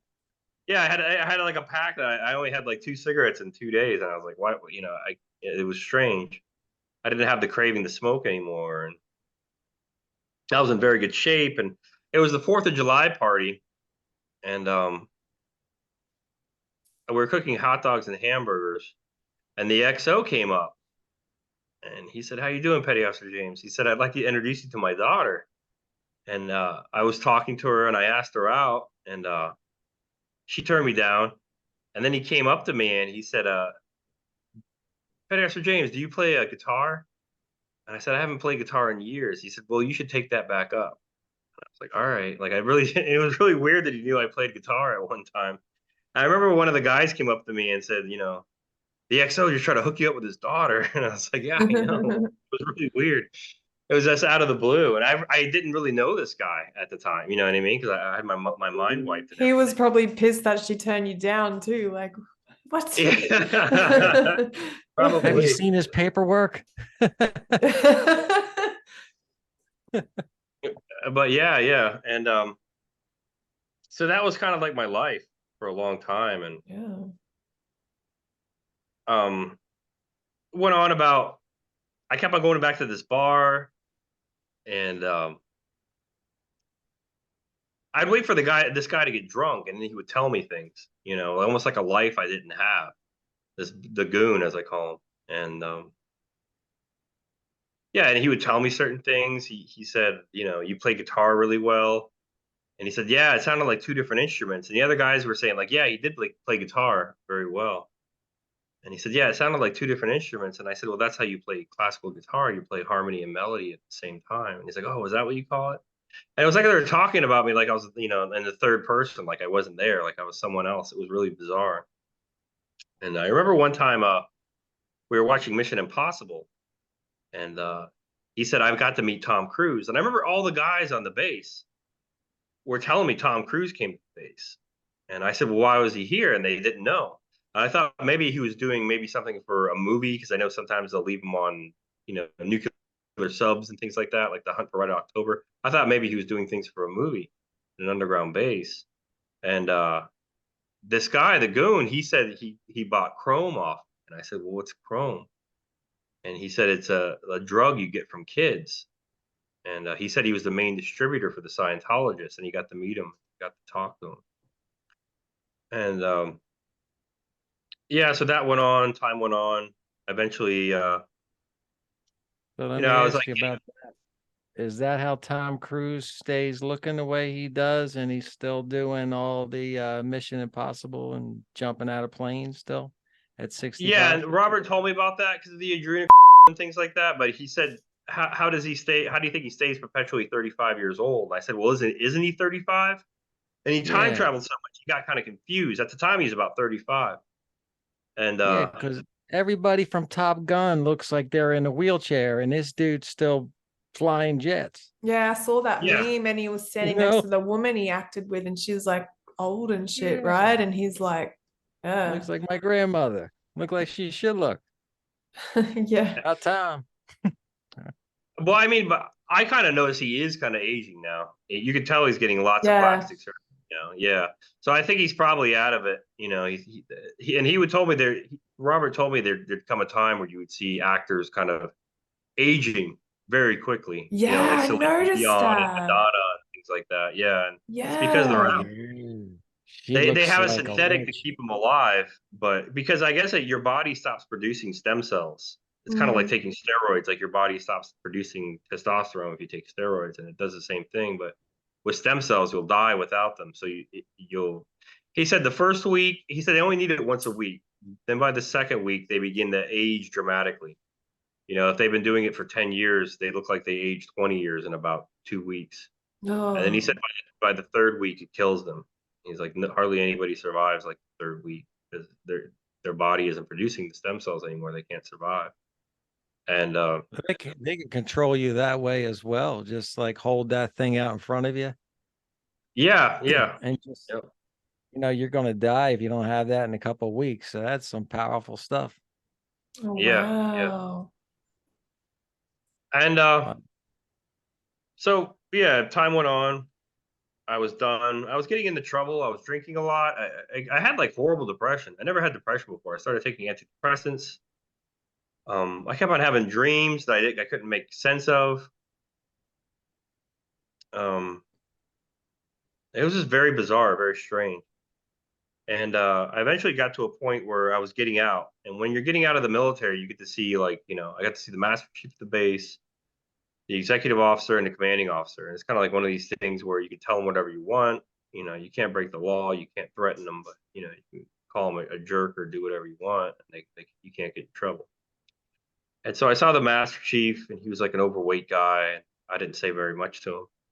And then I walked into the XO's room, and he stood up from the chair really slowly, and he looked sad, and he just appeared at the end of the desk like that. And then I remember I thought, did I have a stroke? Then all of a sudden he appeared right in front of me, and I took a step back, and he took a step towards me, and he said, "Can you hear what I'm saying to you?"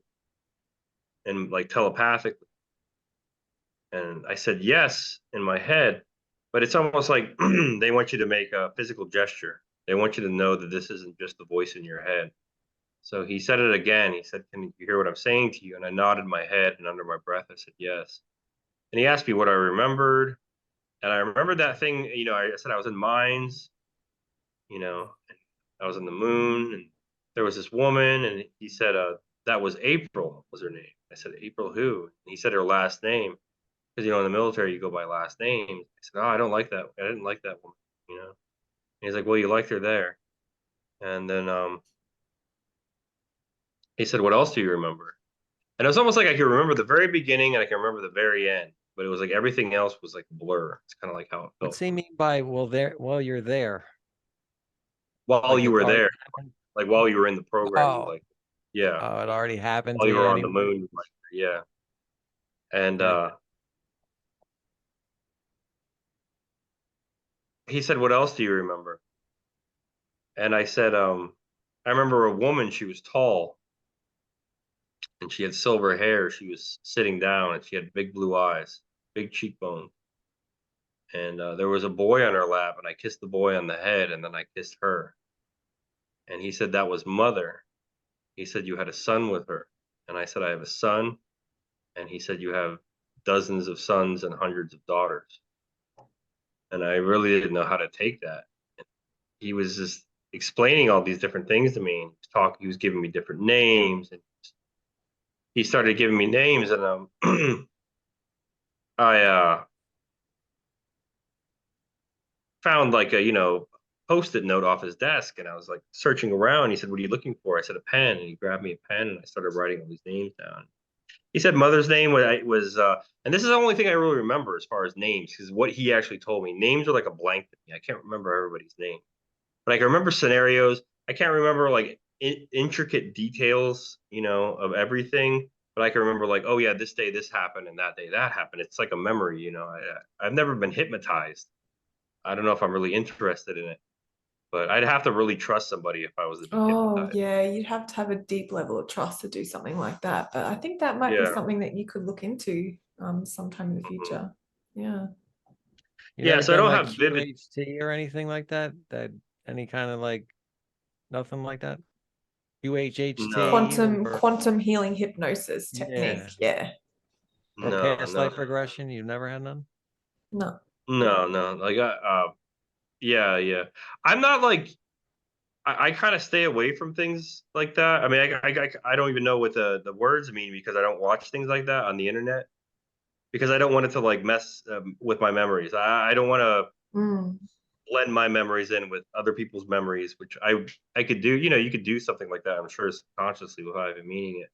So I pretty much stay away from other.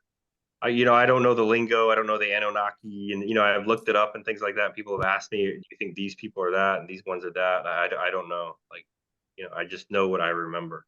I try to keep it like that. Oh, And that's cool. um, yeah, and he started telling me all these names. He said the one you loved the most was named Swaru. He said mother's name was Shara'i. He said that the king's name was Pachacha. He said the name of the ship I was on was the USS Nimitz. And I said, "Don't we already have a ship in the Navy called the Nimitz?" And he said, "Yes." And I said, "Isn't it bad luck that calls two ships the same name?" And he just acted like it wasn't a big deal. He said, "You have to go back into the chair." And I said, "I don't want to, I didn't trust him. I was like, I don't trust you. I don't want to go back to this chair." And he said, "Daryl, if you don't go back to the chair," he said, "there's a good chance you'll kill yourself." He said that a majority of people kill themselves within the first 6 months if they have memories of the 20-year and back. And I wanted a timeline, so I said, "Well, how long was I on the moon?" He said, 3 months. And then he said, "You had 2 years in the Dark Fleet, which they call Knockwaffen." And then he said, I said, "And then the rest of the time I was in Solar Warden." He said, "No, you were with them." And then that's when I brought up, I remember the whole, Billy Meyer Pleiadians. And I said, "They're the ones they call the Pleiadians, right?" And he said, "We call them Nordics." And I said, "Well, what do they call themselves?" And he said, "Tagetans." And he explained to me they're from the star Taygeta and the Pleiades star cluster and things like that. And he could see I wasn't going to go back into the chair. Basically, he was looking down my timeline. He told me he was from the year 2580. He was genetically augmented in the womb to be very intelligent. He had over a 200 IQ. He was the first smart. He was the guy above me on base. He was the only guy on base smarter than me, according to this machine. He had over a 200 IQ. Um, he was telepathic. He was psychic. He was all these things.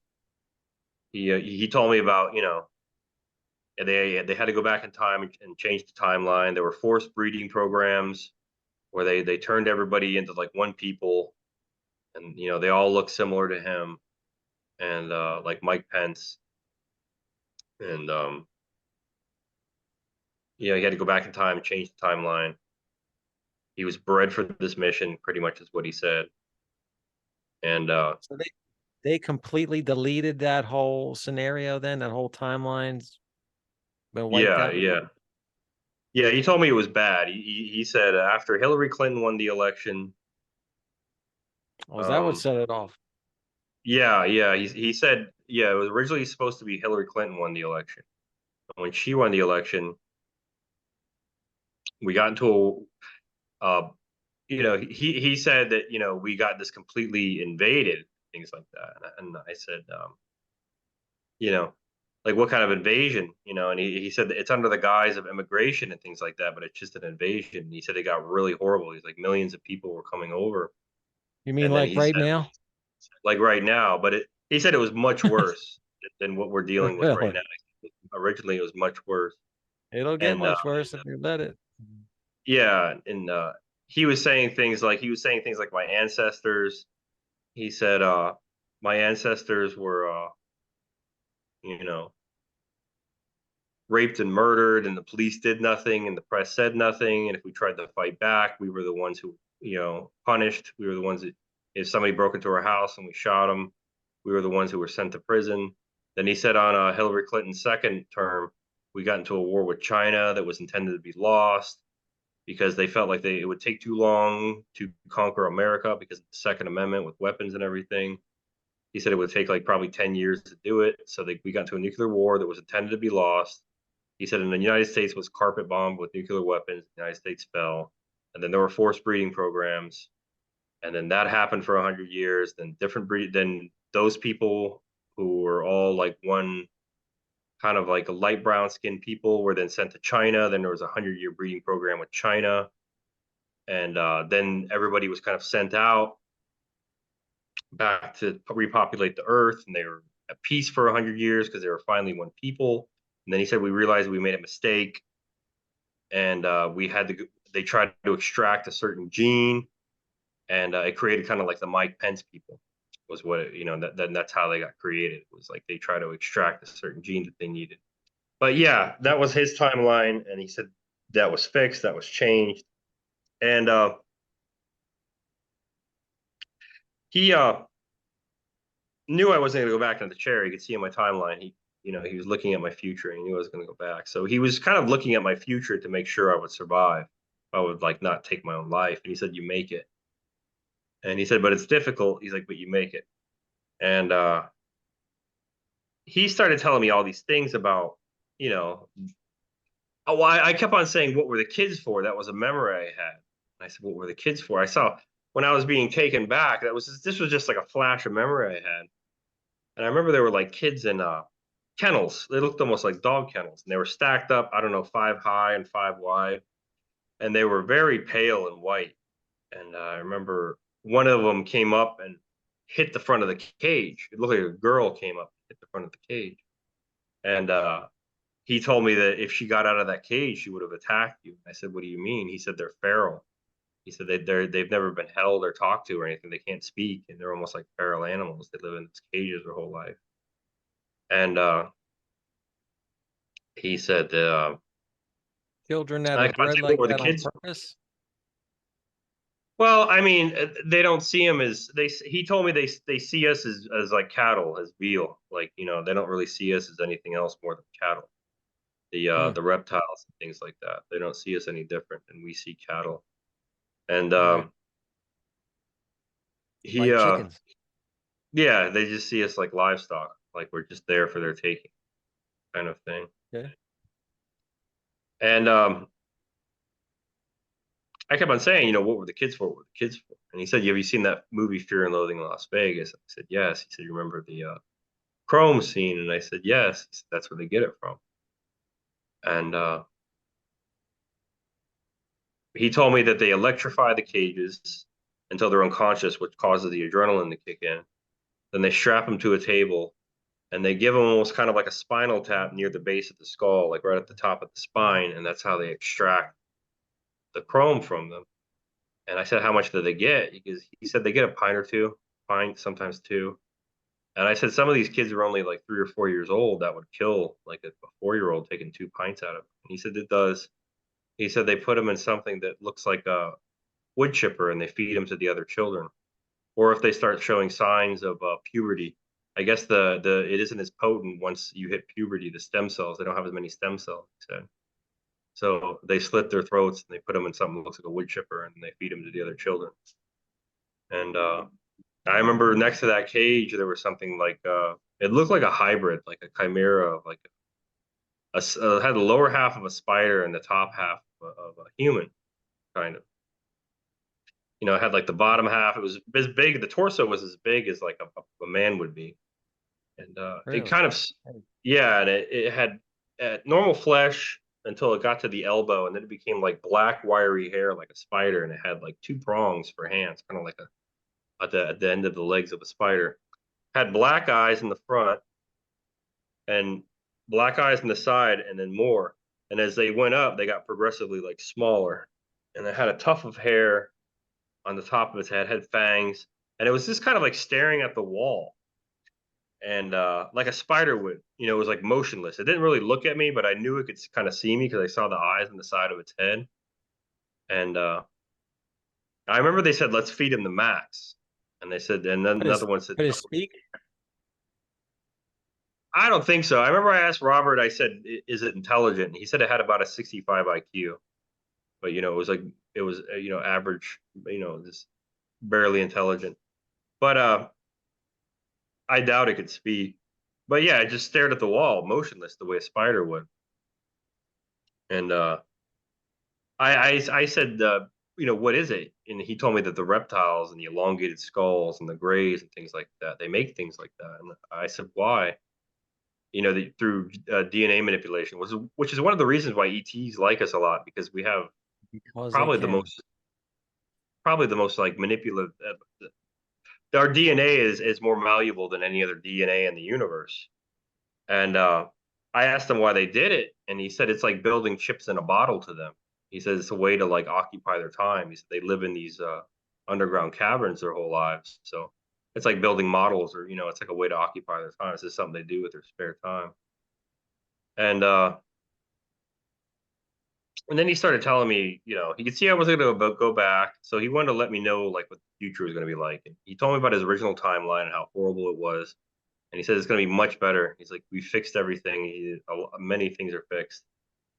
And he said that you know, the economy is going to be great. Everyone's going to be able to take a vacation. He said, he asked me, where do you think all the world's gold's at? And I thought about it, and I had been to London, and I said, I don't know, the Bank of England, the Bank of London.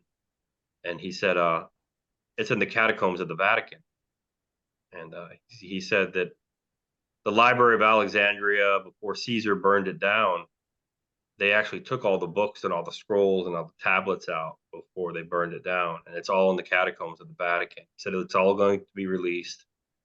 He said history is a lie, science is a lie, evolution's a lie. So that everything we're taught is a complete lie, but we're going to find out. He said we're like, you know, descendants of the Atlanteans and things like that. He brought up that.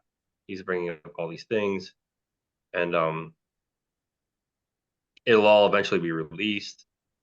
Because I told him, you know, this base should be burned down. And he said if you think this place is bad, you should see the catacombs of the Vatican. He said it's crawling with reptiles and elongated skulls and grays. And yeah, he Hey, said there's there's this can I ask you real quick? I was told that the Vatican, where you go into the square there, that big open area, it's a circle, that's specifically over top of a giant UFO that they found under there. Is that true? I don't know about that, but I know that the Babylonian arch they brought to the courtyard of the Vatican, when they brought it there, he said that that was an active portal. He said that the reason why you can't see it is because third density beings can't use portals. We can't see them or use them. He said that's why they had to put you into that density chamber first, because you had to be pushed up to fifth density. You have to be at least fourth density to be able to see and use portals. And So all those portals, like in front of that Scientology building, that big circle, they're actually in the next density they're operating? Yeah, Like, like let's say, they're active, like those arches, those Babylonian arches, and he told me the Middle East. The reason they fight over the Middle East so much is because there's more portals there than anywhere else in the world. It's not because of oil. That's the reason why everybody's always fighting over the Middle East. You know, the whole what's going on now with Israel and Palestine. I'm guessing is probably because of that. They want all the land because they want all the portals. And how about the pyramids? They working? well, he said the pyramids were originally they were a power source. You know, they were like almost like the pyramids were a battery, and the obelisk were kind of like antennas that's it was wireless electricity, like Tesla wireless technology is how it worked pretty much, pyramids.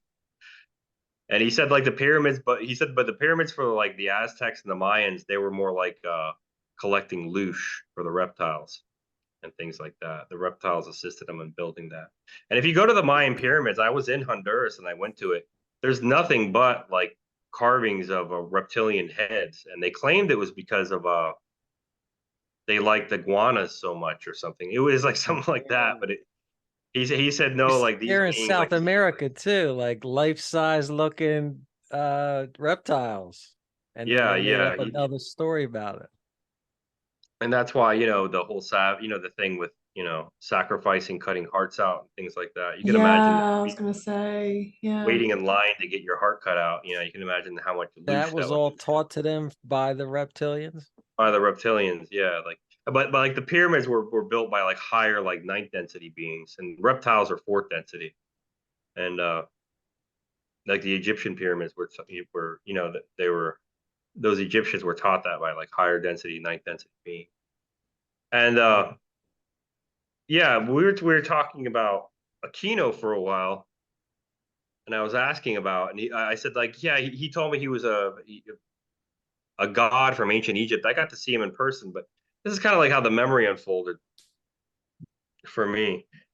And I was just remembering things, and like I was drugged back to Aquino to be tortured because of poking that reptile in the eye after I got back from the 20-year He's and back. older than Egypt. No, he said he was once worshipped in ancient Egypt. He was I'm very saying old. his lifespan goes back way past Egypt and all that then. If he was worshipped in Egypt. Yeah, yeah. I'm sure he was thousands of years old. Yeah. Oh wow. Okay. Because ETs live a lot longer than us. Like the Taigetans live over 3,000 years. The off-world Germans live over 800 years. He told me we should live around 800 years. It's like but we're poisoned all the time through our air or water or food. We're at this lower density that kind of just sucks the life out of us very quickly. We should live more like probably around 800 years, like the off-world Germans. But yeah, he was telling me about Aquino, and we're talking about him, and he looked like a black snake. And that's something I didn't bring up. One of the guys said to me that in the barracks, same guy that told me about the antenna and everything else, he was kind of like the gossip of the base. And he said there's some sort of technology, like Johnson told me there's a technology where they can extract consciousness out of a person, like their soul, but they have to do it before puberty, but they can't do it when they're too young because the body's mostly sedentary and the body will get sick and die. So they have to do it around 9, 10 years old. And he said that this other guy in the Navy told him that's what happened to Kino. And I said, well, what's inhabiting Kino's body then if he doesn't have a consciousness? He said, I don't know. He said he went for in the underground barracks, underground base. He went on a 12-hour shift. He walked past the workroom or the break room. I mean, through the window, he saw Kino, sitting at a table, just staring at like a blank TV. Did a 12-hour shift, came back, and he said he saw Kino sitting in the same place, staring at the same TV. And the guys in the underground base, they knew I was tortured for 2 days. Like it was a small base, and rumors went around. And one of the guys told me this. One of the guys before he was getting out, he said, everybody in the underground base knows that you were tortured. And he said, doesn't that make you mad that Kino did that to you? And I didn't remember at the time. And so I think he was kind of like, and like I said, the command was, having people that were acting like they were my friends, but they were more or less just spying on me to see if I had memories. And so that's what Aquino was. He was this almost like an empty vessel, that this reptile that was like pure black. He had like gold eyes, fangs. He had kind of a snout. He had thick black scales. Wore a red hood and a red cloak. And So what is it we're seeing when we're looking at Oprah and his eyes are looking like that? What are we looking at? well, I saw him do something like that. Like he was in my face, and the reptile was in my face at first. I was like I was tied to like a torture rack, and I was being tortured. And he said, "Don't you remember me, Daryl?" I didn't know what was happening. I had no idea I joined this program. You have like a temporary amnesia when you go into like when you go pushed up, when you get pushed back down in the densities. You don't remember anything for a while. And he said, "Don't you remember me, Daryl?" And I didn't know what was happening. And all of a sudden, it's almost like I saw two images kind of blend together. And then it was a Kino in front of me. But I saw the reptile kind of walk back into the shadows in the back of the room. And I just leaned up past the Kino and I said, "Nice trek."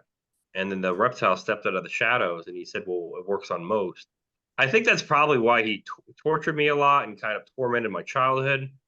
I think that they don't like it when people can kind of see past their tricks because we do you know, if enough people can see past whatever they're doing, it's almost like the 100th monkey kind of thing, like a mass consciousness Mm. to where everybody will wake up. So they kind of want to stop that from Yeah. happening. They It want you to basically stop. kills them, right? If they live off our pain and suffering, it kills them if we know what they're doing.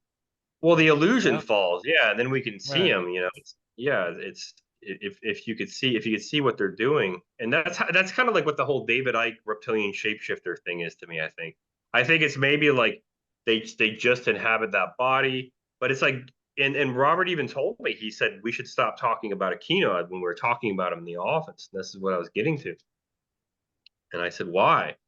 And he said Aquino's fourth density. And I said, "What's that?" And he said, "Fourth density is astral plane, spirit world." I said, "So?" He said, "We could conjure him if we talk about him too much and think about him too much. We could conjure him."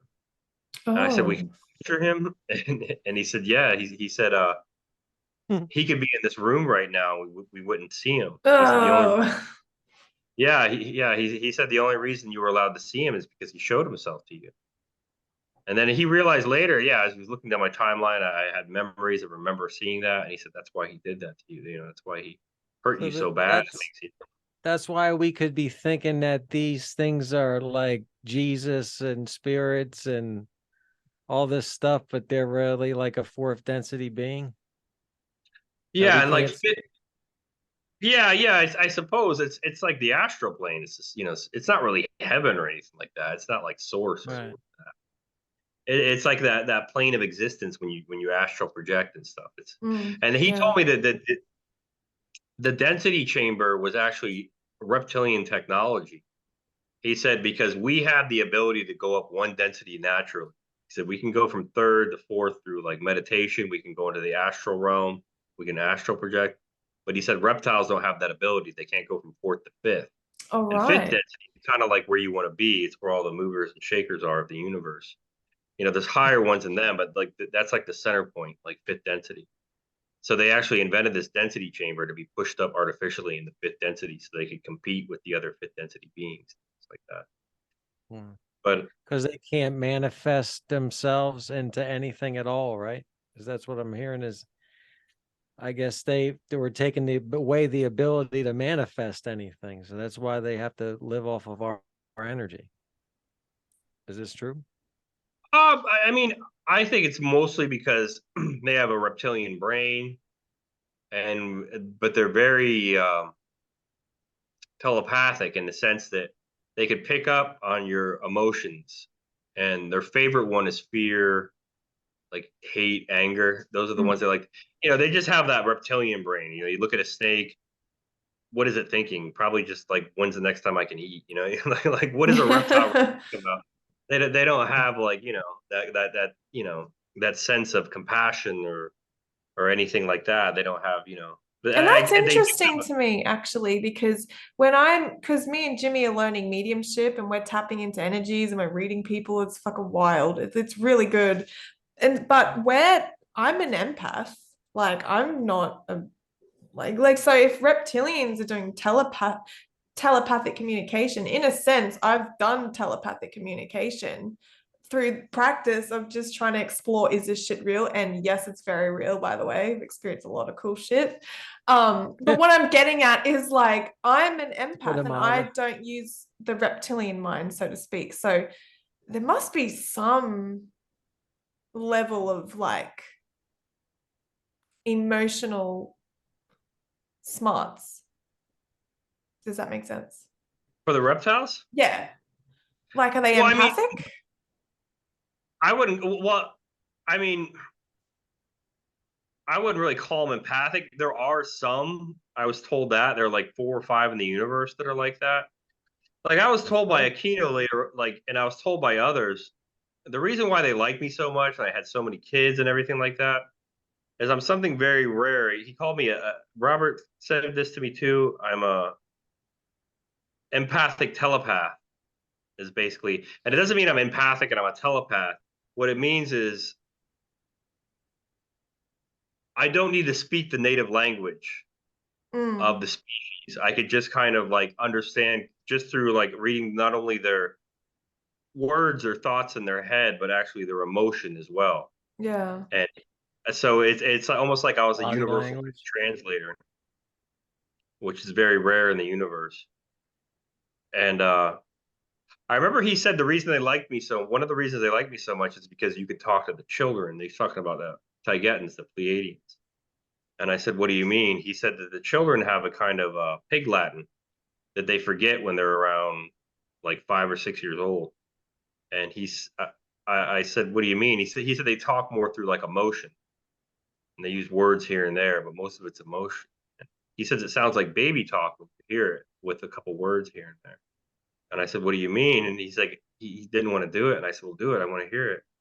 And he kind of like, it sounded something like, we went to the apakaka and then over to the arigekapa. It's like they kind of babble, but then they say real, and it's a way that the adults can't understand what they're saying, but it's something they grow out of at around 6 years old. And I remember like just the whole with them when you get better at telepathy, there's a way if you want to talk about something in front of in front of children and you don't want them to hear what you're saying. It's almost like the pitch goes down in your head, and then the kids can't hear it. So you can Cool. have you can have a conversation without children hearing if you want. And also if you focus in on a person, you can have a private conversation where only 2 of you can hear. Another telepaths can't hear you. So yeah, there's like different forms and levels of telepathy that I remember that I was taught while I was there. And So you get like the whole picture and everything like that, the whole emotion of everything when you're speaking to them. well, yeah, because telepathy is kind of like, and Robert told me that English is a slave language, Yeah. and it would be replaced with an introductory into telepathy eventually. Is where like we're going to learn a language that's going to be an introductory into telepathy. Like But that's yeah, our future, right? Our future is telepathic, I've heard.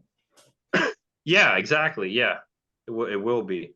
And yeah, I mean, they could say something like, say they'll say car.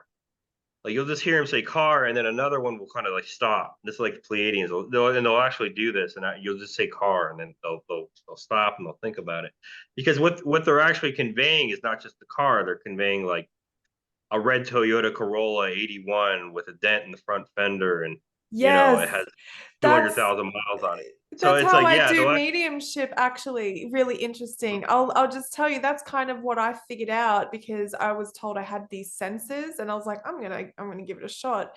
They give you one word. It's one word, but you can, in that one word, you can see the car, where the car is, the trees, the houses around it, people walking past, the number, you know what I mean? It just, that one word opens up all the senses and you get all this information. So totally understand what you're saying there. Yeah. Yeah, and that's how they communicate. That's like how it works. I don't remember doing things like that with my dad, but they had a very high level of it, and they were teaching me like a very higher level of telepathy that I didn't know existed. Yeah, Work. cool. And yeah, he started telling me, this guy Robert. He said that when we brought up the whole Chrome thing with Fear and Loathing in Las Vegas, he told me Tom Hanks was like the kingpin of it, like the main distributor. Oh, He said we what? got him in Australia. Yeah. he said that he told me about the flu and everything, and everybody would start wearing masks, and it was just a flu. But So he said, about Tom Hanks, they apparently they killed him. Is that right? yeah, that whole thing when he was like in lockdown in Australia, he said they caught him in Australia, and he was doing something so desperate. He was like running to the caves of Australia for hopefully to like find like a reptile or something like that. Like that's how desperate he was to get away. And Oh he said they wow. caught him before he got to the caves of Australia. You fucking telling me there's reptilians here in Australia? Don't be telling me that shit. I Come wouldn't be a on. spelunker. Yeah, I wouldn't spelunk. Like I wouldn't go cave for Don't go in the I cave. got kids, man. it. Yeah. Oh God. So the one we're seeing right now would be a clone just popped up there to make us think he's still, profitable. Well, he told me about his brother, Chet Hanks. He said he sounds just like him. He did the voice for the toy Woody when you pull the string, just so he could get royalties off the movie Toy Story. But he said he told me about deepfake technology, mass technology, cloning technology. All these things are way more advanced than we know of. And he told me about deepfake, and I said they can do that in the future. And he said, yeah. He said they can do that right now. I said somebody can rob a bank and just superimpose, your face on it, and people think it's you. And he's like, yeah, that we have that Oh. capability right now. And this is like in 2005. He's telling me about deepfake technology. And yeah, he said like all the movies, like after that whole thing with Australia when they're in lockdown and they said they were sick the whole time. He said he's been dead since then. He said that they tried to get him to turn. He kind of explained it. He said they're vampires because they're on this chrome. He said, and if they don't get their food, their fix, they turn into ghouls. It's kind of like how he put it. And then that's when he told me they age Wow. rapidly, their teeth would fall out, their hair will fall out. They'll just completely kind of fall apart before your eyes. So he said what they were Yeah. doing with Tom Hanks is they Like locked him up like in Al like a cell. Pacino, that dude, the way he Yeah, looks now. yeah. They Okay. they, they locked him. They locked him in a cell, and they kind of like put the drug in front of him, kind of like a carrot. And they said, if you want this drug, turn on your buddies, tell us who else is doing this. And he said he never turned, he never like turned on anyone. He said, but it doesn't matter because we already know who they all are. We just wanted to get over with quicker as far as trials and things like that. He told me there would be military tribunals, which is just like three military officers. You usually have to have a lot of evidence on someone to do something like that. So it's just kind of like bypassing the formality of a trial. We already have enough evidence on you. He said the way it would work would be like a couple guys in suits would step into somebody's office, a producer, a director, an actor. They would show them everything they have on, a phone or some sort of screen, all the video evidence they have on them. They said you could sign this paper, saying that you're guilty, and we'll give you a lethal injection. You won't wake up. You just go to sleep and you won't wake up. And nobody, your reputation will stay intact. Like nobody will know. And he said, but if they don't sign the paper, they'll go to tribunal and they'll be executed by firing squad with no reload. That's how he put it. And I said, what does that mean? He said, if they just happen to get hit in like the liver and it takes them, a couple hours to die, and that's how they die. They don't have to reload the weapon. They can let them bleed out. And Hmm. so it's like incentive to get him to confess. And yeah, he told me that. He told me that song. He said he said the reason Tom Cruise was there is because he's the main distributor for the Scientologist. He told me that told me about Heather O'Rourke with Steven Spielberg. She was in that movie Poltergeist a long time ago. Blonde, platinum blonde girl, and he said that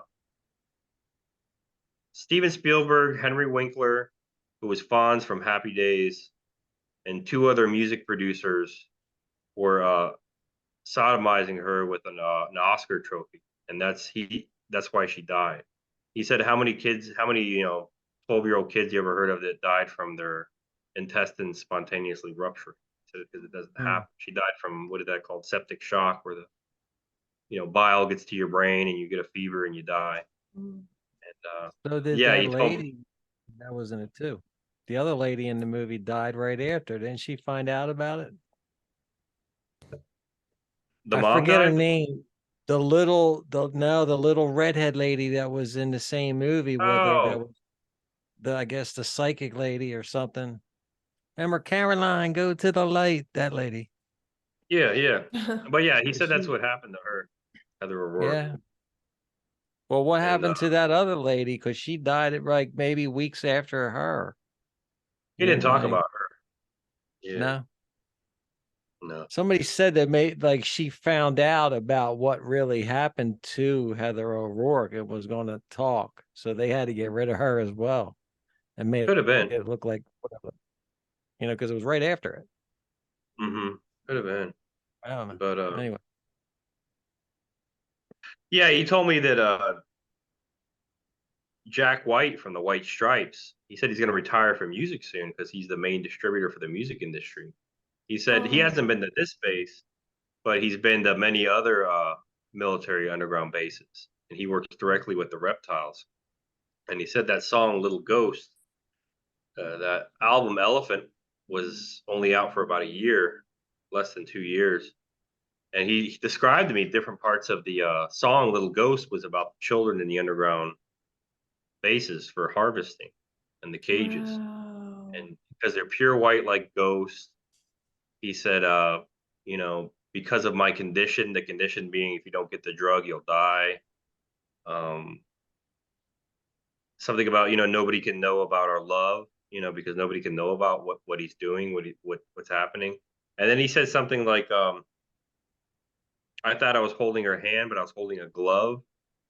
And Robert told me that's because they're in these cages their whole life. They're like veal, so the sinuate doesn't connect properly to the skin. So if you grab them, it feels like you can pull their skin off. Like it doesn't really connect properly. So they have like kind of like really uh, stretched skin. So when it says I thought I was holding her hand, but I was holding a glove. And he was telling me like every Wow. part of these songs, like what they mean, and how he was talking about children in these underground caverns below these bases. is that And why yeah, Jack White is so pale like that though from all the adrenal? that's probably why he stays so young looking. He's somebody else that really Yeah. doesn't seem to age. Yeah. No. Yeah. But he's I like don't know. pale. He looks like a vampire himself, that dude. To Maybe that's what me. he's going for. Like I said, Robert explained to me that they're similar to the vampires. Like they come from that mythos of vampires, people that use this. Oh, Like, Mm. right. yeah. And he said, like, yeah, if they don't get that drug, they turn into ghouls. Pretty much like they kind of like almost turn into like zombies before your very eyes. Like they Yeah, Oh become my like kind of maybe Jared God. scary. Leto's another one. That dude has been 25 since he was 25. Hmm. Like, you know, like he doesn't ever gets old and he's got the best career you ever seen. He wants to be a rock star, he's a rock star. He wants to be a movie star, he's a movie star. And it's like, what did you do to get all that? You know? What do you do? I'm asking Mm. that question. Like, how does one get to that level of fame? What do you think you have to do for Oh, I'm sure you have to. Yeah, they will always want blackmail on you. So yeah, he told me that they all do it. Like they're all into like pedophilia and stuff like that. He's like, he said that that they want to. They're not going to give you that much power or money without having something to blackmail you with. So to even Yeah. get into the game to begin with, you have to be recorded doing things. And he said, you know, the writers of South Park. And I said, yeah. I said Trey Parker and Matt Stone. And he said, yeah. He thought it was funny that I knew their names. He said, you remember when they went to the Oscars? And I said, yeah. They went in drag and they were on acid. And he laughed again. And he said, you know why they did that? And I said, no. He said, because they hate. And I said, who? He said, Hollywood. They yeah, they hate. do. And I said, why? He said, because they're all scum. He said, everyone in Hollywood scum. And he told me about the South Park episode, but it's spelled with a Q instead of a K for park. Yeah. That's what Nice. the episode's called, South Park, spelled with a Q. And he said that the military actually approached them, like the white hats, whatever you want to call them, people who don't want their children enslaved, and All right. they want a good life for their future family, their kids and their grandchildren. They said that this faction of the military that broke off, and he explained to me that there's going to be a coup, And I thought, well, coups are bad. I said, what side should I be on? He's like, no, Daryl, you don't understand. It's gonna be a good coup. And I said, what do you mean? He said, Daryl, they start castrating children. And I said, what? And he Yeah, explained to me the transgenderism thing. And he said that's why the military got involved, was because of that. That was like there the you go. last It's straw happening for them. now. Yeah. Jeez. And he talked about, yeah, and he said it got really bad. And, you know, with all the, I didn't believe it because this was like 2005. I said people will never Well, accept that. South Park also had a episode on Chrome. They did Well, one I'm gonna on go that. back to that. Yeah. I Oh, forgot I'm all this sorry. other stuff he told me too. But that's what the South Park with the Q is called. But Oh, yeah, that's what but they that the had name of that Obama episode is. and Oprah and all that in it, and Yeah. yeah, made them. But They actually dressed them up as vampires. They had them with cups that had blood in it and yeah, well they everything. had the Oh my cloaks, god. satanic black cloaks, yeah. Yeah, and they wear that. That's Satanism. Yeah, that's real. And it's like the negative. Oh yeah. He said Satanism is the negative aspect of Earth. That's what he said. And he called it Satanism itself. And um yeah, he said there's gonna be a coup. He said they implement these things slowly, and that's how they do it. They do it over decades. He asked me if I knew about Harry Hay, and I had no idea who Harry Hay was. He said Harry Hay was the leader of the gay rights movement in the 1950s. He said Harry Hay was CIA. He said the gay rights movement from day one was funded by CIA. And he said that Really? Harry Hay marched in front of NAMBLA in the 70s, 80s, and 90s. And I said, what's that? He said, North American Man Boy Love Association. He said it's an organization that makes pedophilia legal.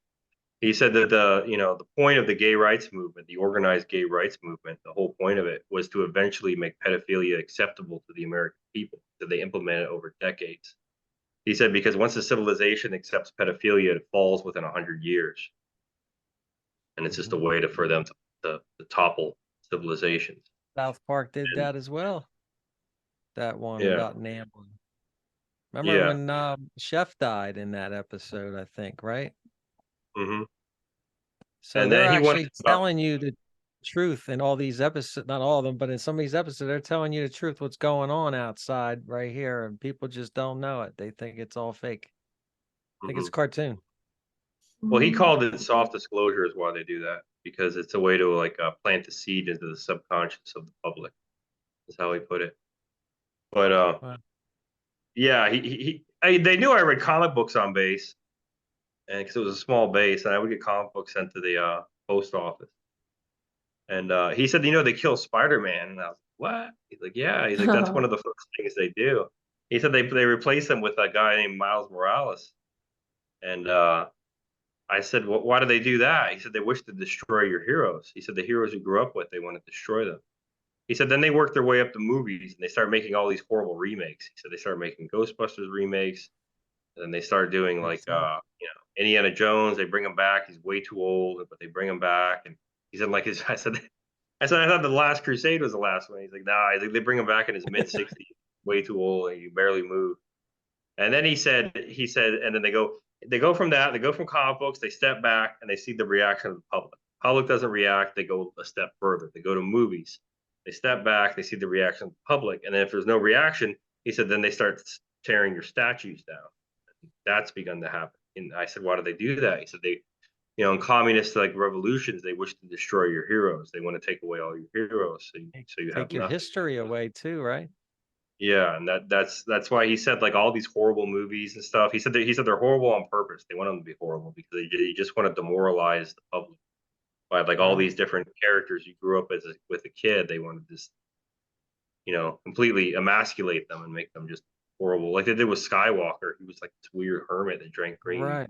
milk and stuff Now, like that. why would they? I'm told they do this on purpose for a collective manifestation, like us Mm. as a collective consciousness will manifest this reality for them. Is that true? Well, yeah, I mean that's true. Like in the sense where they showed 9/11 on The Simpsons before it happened and things like that. Where Maggie had the or not whatever her name, the daughter had the nine, with the two towers behind it. So it was a tour of New Yeah. York for $9 with the two towers. So it was Yeah, it was on a 911. poster behind her. Yeah. Yeah, yeah. So So that's they why do they things do like that. that.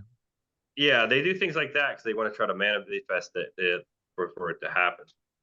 Or and And that's how yeah, and powerful people are as a group, that we can make yeah. that happen in the physical. Wow. So yeah, Just it's like like yeah, it's cartoon. like casting spells and things like that with the whole TV. And as I said, it's a lot like it's way more Yeah. Right. mystic than you could ever believe. The way the reptiles work, even the way the fifth Mm. density beings are. It's a lot. It's Yeah. simple. You see things like runes on the ship as people describe and things like that. 'Cause these symbols and things like that, they actually do something. They're not just there for show. They're Yeah. actually there for a Yeah. purpose. Well, So I yeah, did it's a see, lot more like I saw recently where even David Crosby said that at when these albums, even going back into the 60s, these albums they're writing, Bob Dylan and all, they're making rituals over them before they distribute them. So when you play the music, you're actually engaging in a satanic ritual just by listening to this music. yeah. And the There more was you that listen to it, the more repetitive it is, the more it's ingrained in your head. Is Yeah, that there true? was a guy in the '70s who was a high-ranking Satanist, and he converted to Christianity. I forget what his name was, but he went missing. He had a mustache, but he talked about all that. He talked about yeah how the master or whatever the main press that presses all the albums, like the whenever they're making master album, there's like a whole like coven of like Satanists, and they're performing this ritual while the master is being pressed, which is the one that presses all the other albums after that. And yeah, so going back to the South Park thing, yeah, he told me that the military actually approached them. They gave him like a rough script. They said, you know, we want you to like work around this. You know, you can put jokes in here and there, but this is the main, you know, premise we want for the episode. And so, like, yeah, if you watch that episode, that was actually, you know, members of the military approached them to do that episode. And he called it soft disclosure. He said it's a way to kind of plant it in the subconscious of the public. Because if they see this just straight up, if they see what's happening and what these people they idolize and everything like that are doing, you know, you Mm. know, people will commit suicide and the other half will just burn everything down. You know, people will lose their minds. And Hmm. it was very hard to believe for me. But he was just, and a lot of it's come true. Everything he told me was a lot of it. This what he said to me is coming true. After That'd be everything you've cool. experienced, that's hard for you to believe.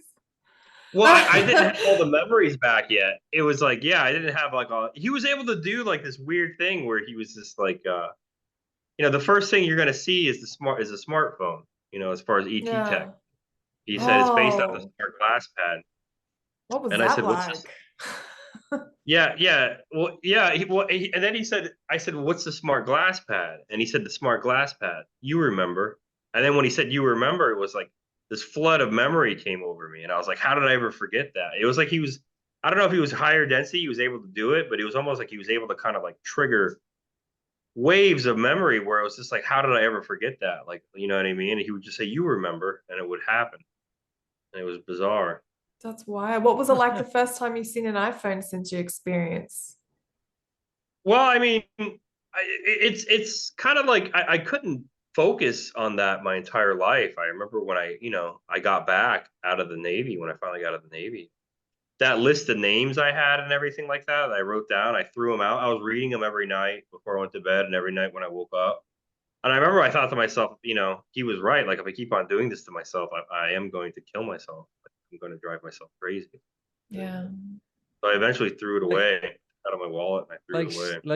like she was saying that, like, as this technology came out, is that when you just get a jolt of, oh shit, I remember all that, No, or it you was see it like coming, repressed or memories from my childhood. It kind of went in order almost. I remembered one thing and I remembered another. And then I was like, oh, yeah. Then I had this conversation with this guy, you know, like in the Navy, this guy named Robert.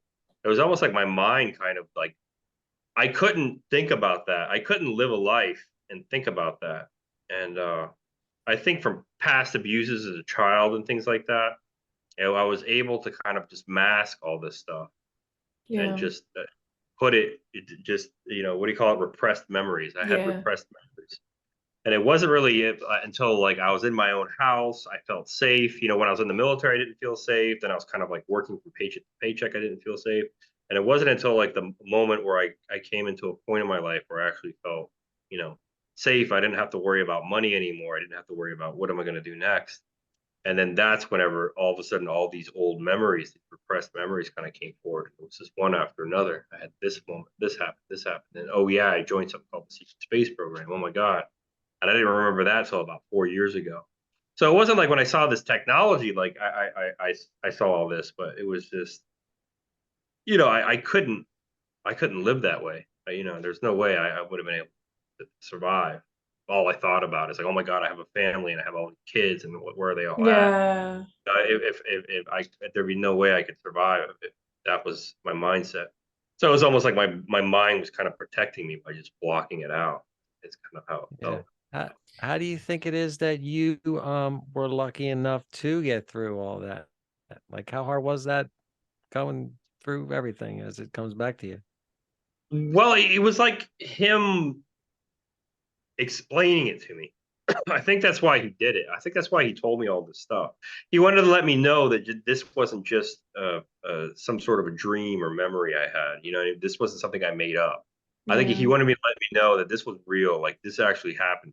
Like this, and because of him doing that, I think that's why I have a good recall. And that's why, I probably didn't take my own life. It was just because he let me know that all of this is real.